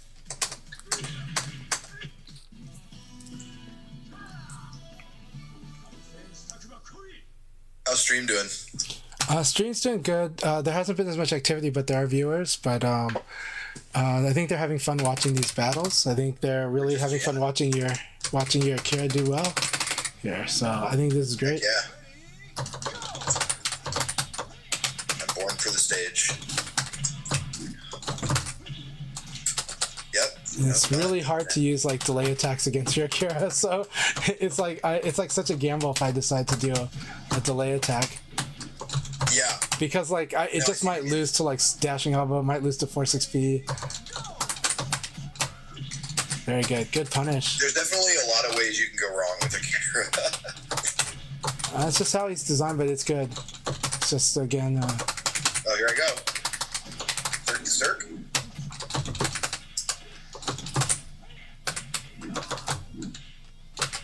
I was trying to hop over. I think I have to use 9K to do that. It's all good. Yeah.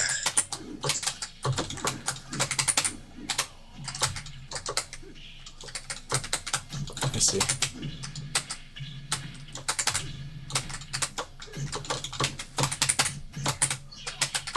Nice.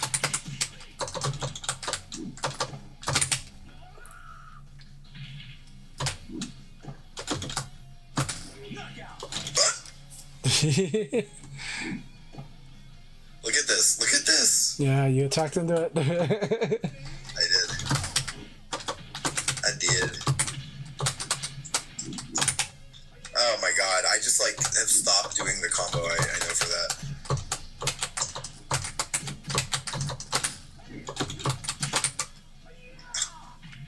Every fucking time I'm off with that.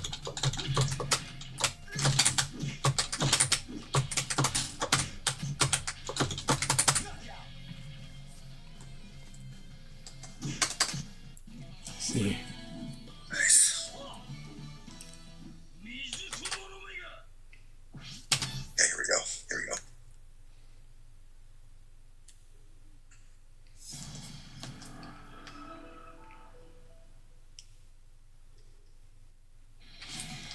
Round one.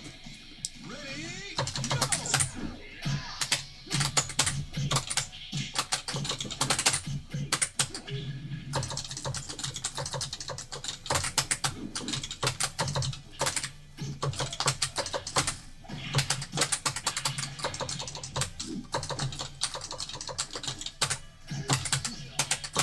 Oh yeah. Okay.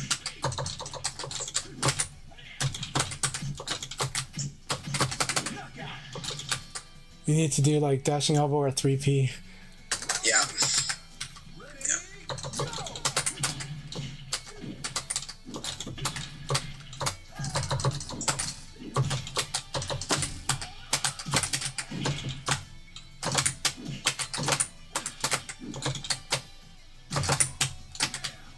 Eventually.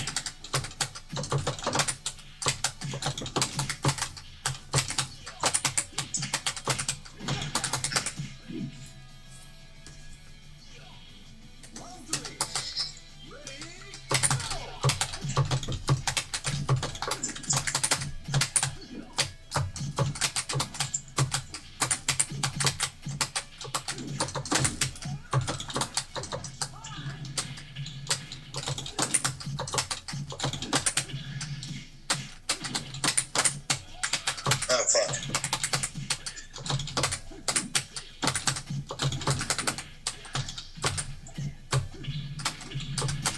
That was good. I thought I guarded it, but did not. Round four. Ready, go!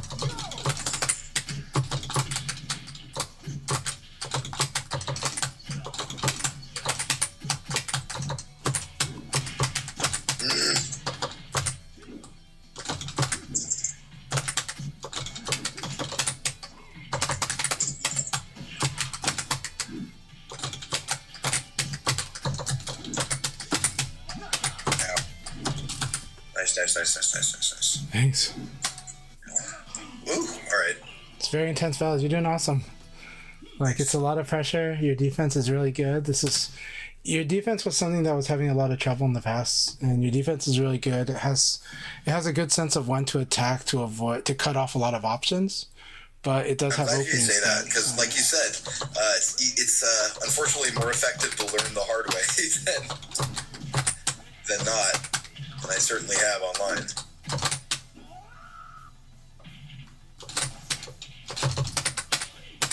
Okay. Yeah, okay. Something I'm doing. It's not working. It's not happening.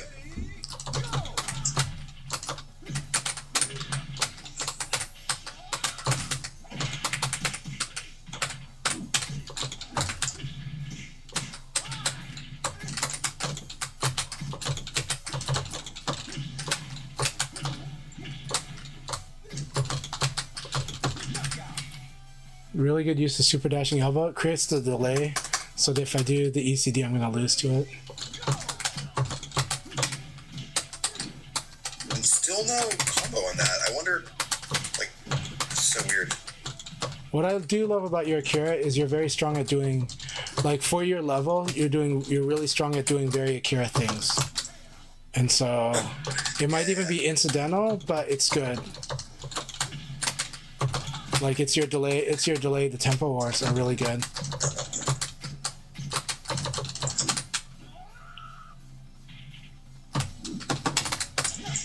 Oh fuck. Nice. Round 4. Ready,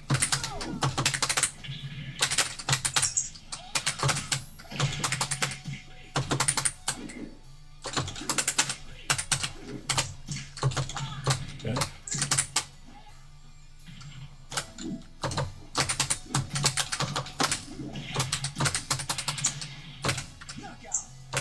Fuck. Ooh.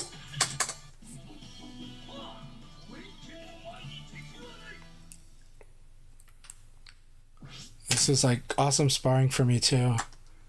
Good, I'm glad. It's really awesome because it is a real hard time getting around the Akira attacks in neutral. You know, it's like really hard. Yeah. Totally.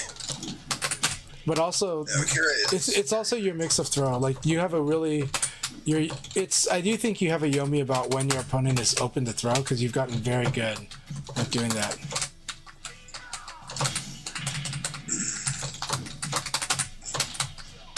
Yeah.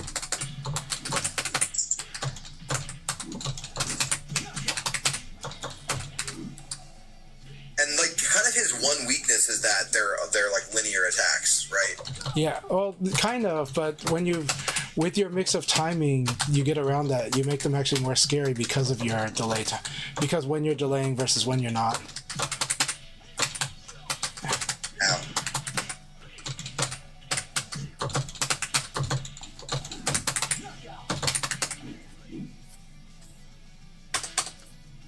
Now it's...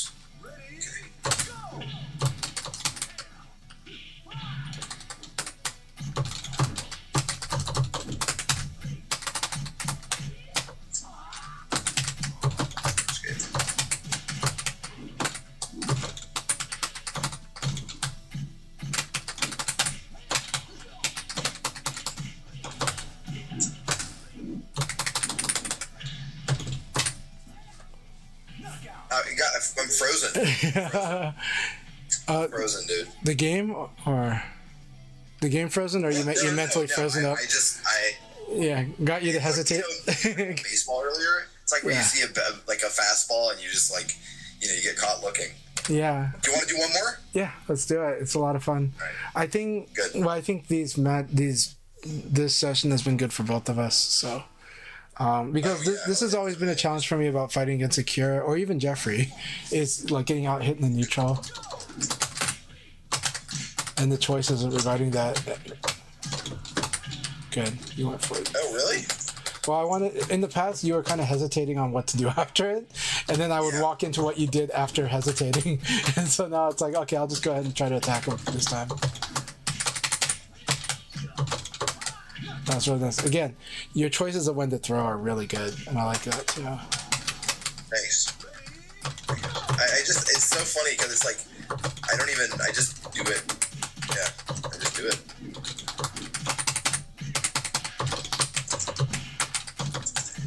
Oh, we'll say it's maybe your instinct and your subconscious is telling you this is good. So that's good. It's that tempo, like you said. Yeah, but yeah. It's such a musical game. I mean, it really is. It is. It's like easy to say, but you No, said it the is. same yourself. Yes. It really is. It is. Well, music gives you a way to observe your opponent's patterns, and it gives you a sense of how to read the flow. It might not be the most accurate, or it could be, but a lot of times it gives you it gives you a way of having that perspective and seeing it. So it makes it easier for some people to see it. Yeah. So, no, that's it. Yep. But the hard part is it is really scary to throw Akira. Like, I got hit really hard when I tried to throw you. That was...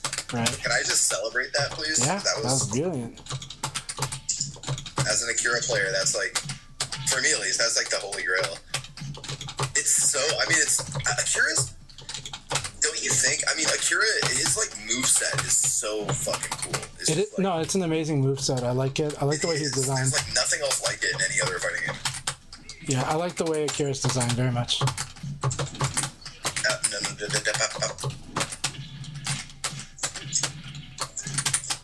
You see, I'm too predictable with that now. Yeah.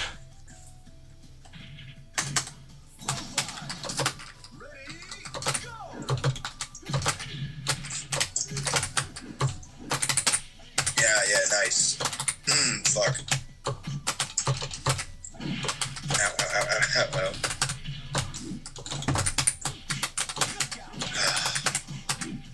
So I need to be ready. I need to just be moving faster here. Well, it's training my Lao a lot. The other reason I like bringing Lao against using Lao, especially with sparring, though, is certain aspects of Lao are so straightforward that it's like I have to really try direct ways of doing things, but it gives the opponent ways to kind of fight on the fundamentals too. Right. That's what I hear about Law. Like, he's just like a solid character who's doesn't have like tons of complexity. I don't even know what that means really, but like he has complexity. It's a misnomer because his game looks really simple. His game is actually kind of complicated because his game actually requires precision. But it looks simple because it looks like this to a lot of people. But it's actually it's kind of complicated. Like it's until you play Lao, it's easy to misunderstand him. But he's more complicated. Even like Mike from VFDC, from Australia, and I had that conversation with Tiger Uppercut, how he also felt that once he played Lao, he started to respect like how much complexity there is to Lao, because like on his fast moves, you have to really know what they're for and where they're weak. Like more than others, because his fast attacks are not robust the way that like Akira's attacks are robust. Those are like the most definition of robust. Jackie is robust because they're just good moves, right?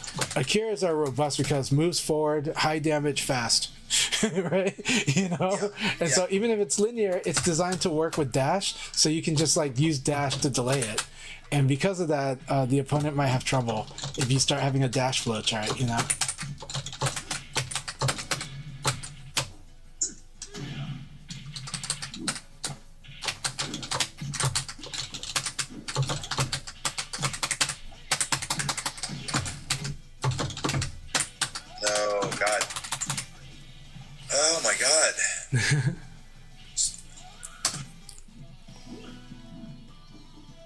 But every single one of these rounds is a lot of fun for me, and it's a challenge because a lot of times if I think I've got you, like you'll nail me, like you'll attack early enough, or again because it's hard to get a sense of when you're gonna commit versus when you're gonna delay versus when you're gonna wait.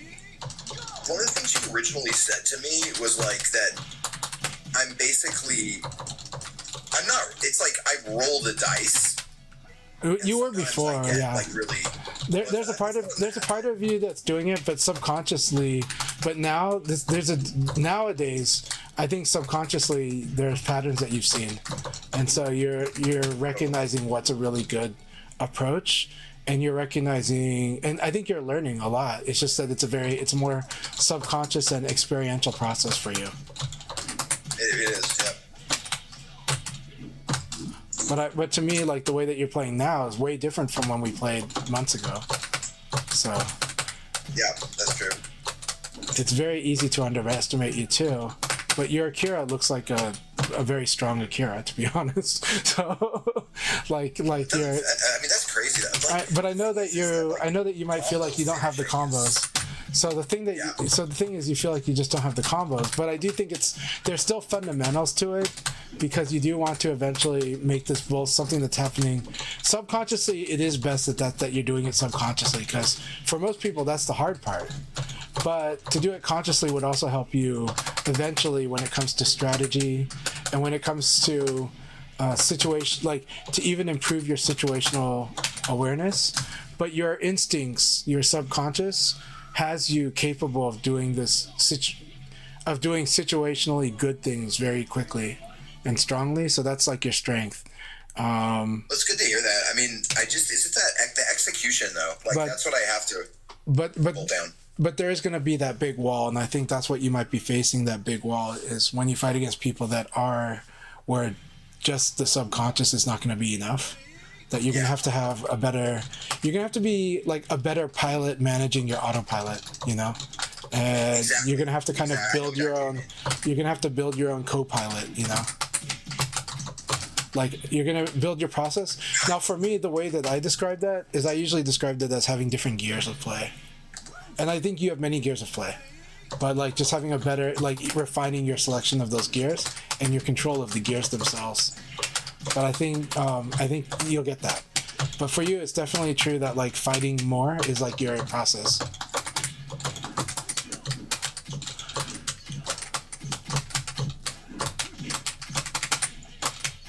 But your subconscious brain is like just picks up yes, no, yes, do this, don't do that, kind of thing. But the only downside is that if that gets hacked, that has a risk later on. That's it. That's exactly what it is. And so that's why we will have to, like, you do have to build a conscious you have to build yourself consciously too, and that's the hard part. But it's not as hard. It's going to take effort. But you have it. You have the tools. I'm reinforcing your sense that I feel like I've got this down. It's like you do. But we'll keep working on it. We keep playing. We keep talking as we play, so they can kind of like, and then as you practice, and then of course practice also making like how to fight. The good thing is you already fight pretty well, even when things don't go your way. Like, the scary thing about you is how many times you did a launcher. If I did do poke in the throw in drill, you had trouble doing this, but in match, like, you actually do it, which is pretty scary. Like, you had trouble doing it in drilling, but you had you just automatically did it in like match play, which is very terrifying. but you do want to improve your conscious side too. Not overstress it. Don't overstress it. Just gradually build that. Be patient with that part. But it's true that yes, you're experiential in learning, and you're naturally doing a lot of really good things from what you've seen, from what you've played, and what you've learned. So you learn so well by doing.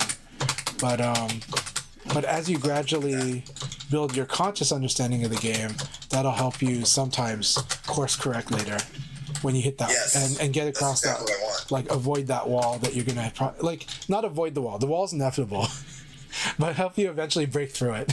I figured out that like this game is sort of here to stay for me. I think. You know what I mean? Like I'm happy to hear that. And it's like it's proven that like it is that fucking good. And so I really want it. I want to actually elevate it to that to a better level. I spent a bunch of time actually in training mode recently, but I was mostly just getting his being able to do his stun palm in matches. I found it really interesting. Like, why is it so hard in matches? That messed up his fucking combo again, dude. You're rolling the stick into up or down during that. That's what's happening. Yeah. So somehow it's registering that you want to press up or down, and that's okay. That happens too. But it'll take a while to get it, but you'll fix it. I was even seeing, it made me feel a little better that like even GT whiffed a couple of Akira combos. Yes, especially under pressure. Like that, they're playing at such a high strung tension, pressure. Yeah, he's so sick. I think he's an amazing player. He is. Fuck. That was a blow. It was not a blowout. A lot of these rounds I had to fight very hard. I had to really manage a lot and figure out what was going to work and not work against you. There's stuff I wanted to do I couldn't do. I mean, I wanted to guard break you. It's really hard to guard break you. I don't know why it is, but it's really hard to. It's hard to consciously throw you. So it has to be more like I just have to kind of know. Like I have to basically be patient and just know we're going to be doing this attack defend game. and then I can find a place to throw. But it's because also that you don't overstep. You might understep, but you don't overstep. Like, you don't sidestep too much. Is that sidestepping too much is not your problem, and that's good. But that's why it's harder to throw you. But at the same time, it might nail your options down. But with Akira, it doesn't matter. If you choose correctly, Nothing like matters. as long as you choose to like either attack at the same time as me or a little before me, then Akira just kind of wins the attack. We'll win. And so that's again what I always tell every single person. Akira makes you guess between attack and defend, like all the time. Yeah, in a way that's unique to him, right? And that's just because attack versus attack, he wins. So. It's like what's crazy about our sets there was that it's exactly what I said, which is that, like, right, I faced against your skill and experience, and like I did better in the early sets, and then you like figured it out more, and I wasn't able to. I don't have the fluency to change my patterning. Right. You do change your pattern. So you do change your patterning, but the thing is in this game the patterns go like they're seasonal. They're like, this is a good way to play, and then we need to shift it, and then now this is a good way to play because once the opponent like adjusts. You know, and to be honest, your game does adjust. It might be playing with less instruments. It might be playing with less techniques. But the fact is again, what did I say about Akira? Forces you to between guess and attack like a lot. And so if I hesitate on the attack choice, I can die badly because it's not just that I will lose on you being faster. I could even lose on you being same time. Right? Yeah. Because Akira was going to win that fight because of the priority, because his design is that he hits hard, he hits fast, and he moves forward through his hits, which increases the accuracy. So he's got hyper accuracy, hyper power, and he's got speed. If this was some other game, if this was some other game, he would always win, right? Yeah. But because it's VF, you know, and because of the way VF's design, it's just more that the opponent wants to kind of know when they can crack and chip at him, and then patiently also try to be one speed ahead of him at the right moments. But it's hard. It's really hard. Like in any other game, he would be like definitely OP. Like, and he is borderline OP in VF, right? I mean, honestly. I don't consider it OP, but I definitely think it is a good. Look, Akira's hard to learn, and then he's hard to master, but I think he's fun all throughout, and he's strong at all levels of play. So, but I don't consider that broken. I think but he is definitely like at the top tier because with this design, it's just so strong. But I do think there's a lot of play around him. It's just that you can't be lazy on that play, and you have to adjust. I don't see him very much online. Because he's hard to play. He's hard to play, and a lot of the good Akira players are either playing local or playing in rooms because they prefer knowing which opponent they want to play, and sometimes some of them just want to fight certain levels of opponents, and so we're picky. Yeah, and but there are quite a few Akira players actually, and they're really good. They all bring a lot of different things in general too. So. You think there's one in the local scene here? Yeah, we have another one. Dr. Dog is really good, and he also plays Akira, and he brings a different skill set than you bring, and that's what I like about having both of you guys in the scene. I think you both have different skill sets, and his execution is really good. Crazy. And I think he's more conscious while you're subconscious. So. Yeah. And I think, but the thing is. But the irony about that, though, is that you're actually doing a lot of the things that is in the Akira textbook. Your use of dashing elbow is very good. Dr. Dog is probably using some of the other bigger tools than he uses the dashing elbow. And then there's also Saffron. Her Akira is really cool. Her Akira brings a lot of interesting things too, and she plays more direct Yomi and sticks it to basics while still doing good damage on them. So I think these three Akiras make a really good Akira pool for Portland now, which I've never had until now, right? I've never had a pool of Akira players locally to spar with, and I work with all three of them. But all three of them play a totally different Akira and bring a different thing to it, and then I play Akira for fun, and you've seen it, but it's really hard though, because I've got to I have to have more confidence in Akira's attacks than I have with other characters. So with Leon, I have to always win with speed, right? Lao, I can win on damage, but when I fight Akira or heavyweights, I gotta win on speed. The way you can interrupt with low punch as Lao is really impressive. Like you can dash and crouch dash and then interrupt that with a punch. Like I don't know, the movement tech is kind of crazy. Like it was catching me a lot.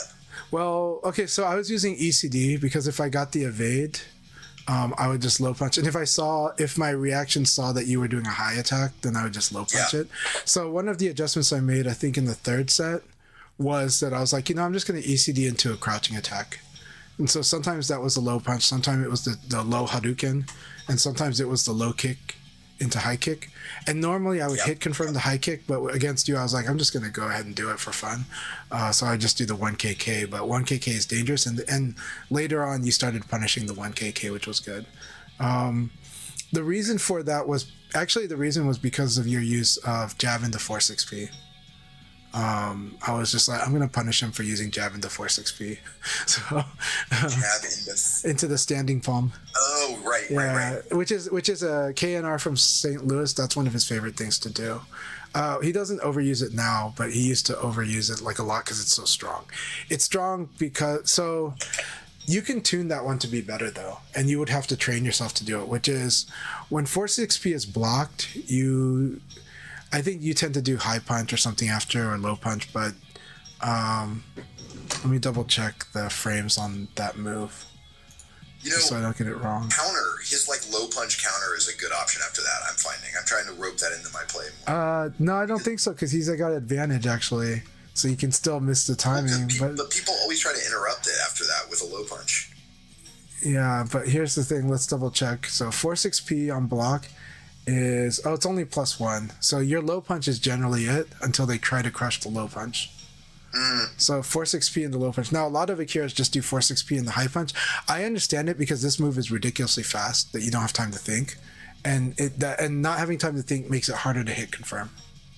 Right. And the fact is that you would prefer to capitalize on a combo on a normal hit, which normal hit is you can hit confirm, but it's really hard to do what I do, which is what I tried to do with other moves, which is to animation check to see what's going to happen, because a normal hit can happen from you not pressing anything. And so I don't have visual clues to tell me that's going to be a normal hit, because guard and normal hit would look the same before the hit, right? Yeah. And so it's like, so force XP is hard to hit confirm. That's one.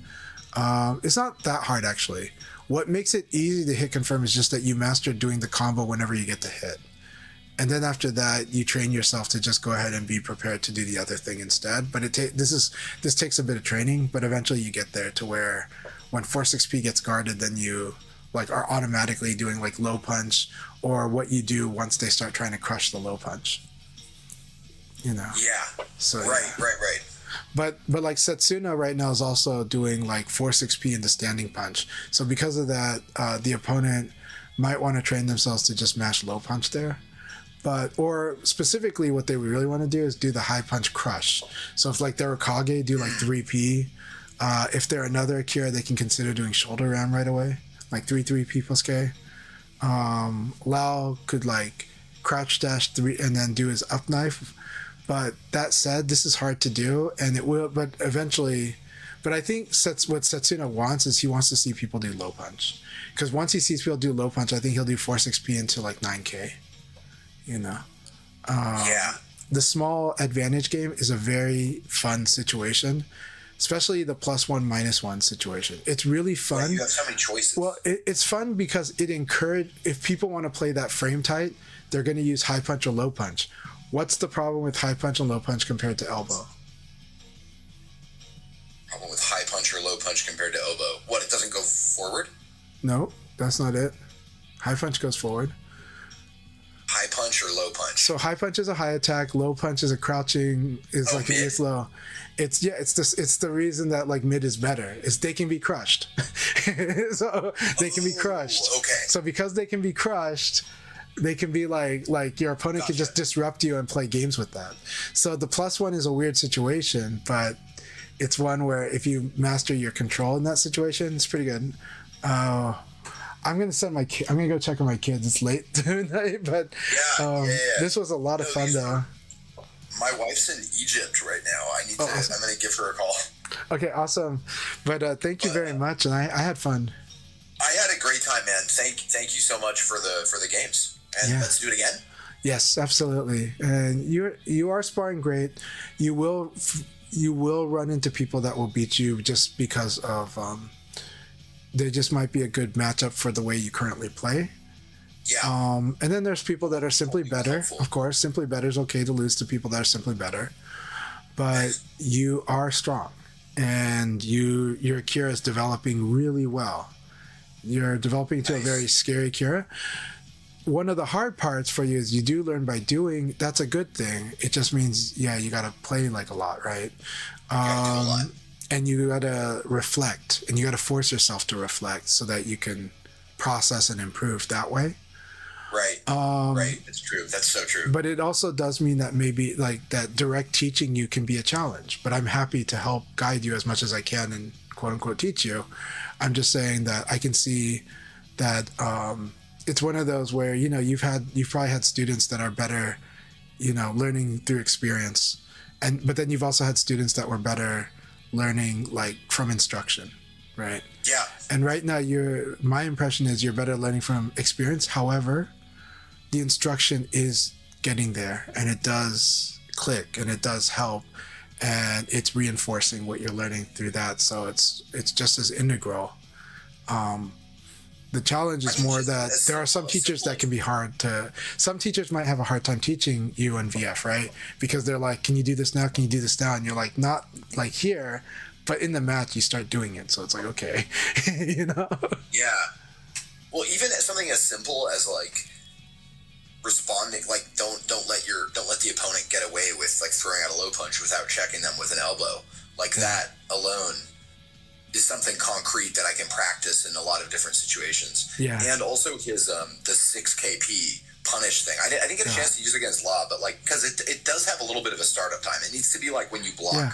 Like, So when you block something good, if you hit them with the jab, you can do it, because the jab, like high jab is +5, and low jab when it hits normally is +4. And if you get a red spark, it's like the high jab is +8 and the low jab is +7. That's enough. This move I think only needs +4. So it only needs +4. So most of the stuff you block will give you that. And for sure you want to punish with it, and it's just a starting point. And it's clear from fighting you that you are able to guard punish. You're using 4-6P to guard punish at times really well. So this is just another guard punish, but it's the low guard punish. Right. And so it's really good. And 6KP will launch on counter hit. So if it interrupts, it will launch. So it's one of those where it's just good to do after you block in general. The downside to it is it can be evade punished. And the downside to it is that punch follow-up is a high. It's a high, and it's kind of a long. That's a big weakness. That's a really big weakness of it. So if you commit to doing the punch follow-up, you're in trouble. But because of that, your opponent might evade punish it. And then if the opponent evade punishes the knee, the kick part, and they try to evade punish, then you can do the punch to catch them there. But it's more like you would want to see that they would commit to that, and then you would throw the punch, or just do the punch and see if they. But either one, you do risk getting punished by. Like, evade is the weakness for that move, as well as kick sabaki. There are a lot of kick sabakis in the game. So attacks that will destroy a kick or a knee. But that doesn't mean you don't do them, because that's why you see them used all the time. They're so strong. It's just that the opponent may eventually go to doing that, and that's okay, because you can always switch it up and punish them for doing that. you can switch to a punch attack. Now the Kitsubaki sucks against like a punch, right? It's like a rabbit. It just goes forever, right? Yeah. It's like, well, it's just you do this, it's you just do this. that all the tools have multiple weaknesses and multiple strengths. Yeah, And so I love you're like, that. okay, oh, okay, now all I have to do is make this one adjustment, and it would really mess them up on these Right, different on their options. thing that they're doing. Yeah. So, and then for you, it's just more of getting that to be more internalized as a natural response, or in your hands, you know, and then it'll be pretty scary. But yeah. So Well, there you go. thank you again. This has galvanized me. So Awesome. yeah, Keep it up. all right, GG's, and let's play soon. Yeah, one last thing is June from Thailand. He says staying relaxed is the really important part to practice Akira stuff. I agree with that, but I agree in this game you should always play relaxed, but not high. Right? So yeah. So not totally. But to just really quick to that, like, yeah, it's amazing when getting the stun palm, like it feels good because it's like it's a rhythm. Yeah. It's a rhythm. You can only really it comes out a lot easier when your muscles are relaxed. When you're trying to like do too much, it just doesn't. I don't know. Totally. That's an interesting thing. Well, and Akira on fight stick is like a musical instrument, so it's like you can be in the you can hear. It's like I can hear Akira, you know. It's like I hear an Akira player right now in the room, you know. It's like dun, dun, dun, dun, dun. Well, the hard part for me is when I get Akira brain, which is like mashing forward all the time.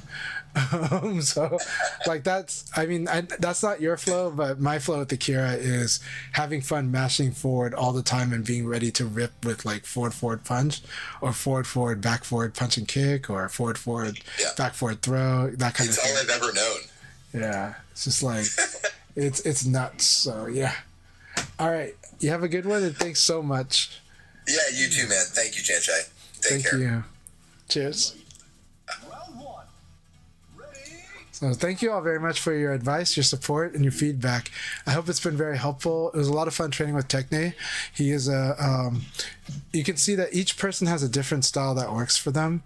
But I do think that even the conscious exercises and going over the concepts, even if it was taking time for him to kind of get it in the practice, I think it helps him and reinforces some stuff. Even if he's actually doing those things in the fight and almost subconsciously, at least we can give reason, and then we can get both sides of the brain working with it. But still, his strength will always be letting him play on his subconscious side. But we don't ignore the conscious side because of that. The conscious side is eventually going to help dig him out of the holes that he will eventually. Everybody eventually runs into different walls. It just, it just happens. The game is very comprehensive. That's why it's a humbling game. That's why all great games can be very humbling when you develop your skills in them. So, yeah. Round three. Ready? Go! Yeah, definitely. Basic is important to sell anything out there. Yeah, I agree with that. The basics and the fundamentals are always important no matter what level. At the pro level, the fundamentals are what you may pass or fail on, And some people get through without real fundamentals, but eventually the cracks in the fundamentals show, including mine. So it's one of those things that we can always improve. Let's see. So today, let's see who we're gonna raid. I'm so surprised at the time already, but I had such a good time that as always, the hours just fly by. Bababa is streaming. Let's see if they will stream longer. Well, we're gonna raid anyways because I do want you guys to follow Bababa, and I think they might be on break now. They might be doing VFTV, but say hi to Bababa and consider make sure you follow them. So yeah.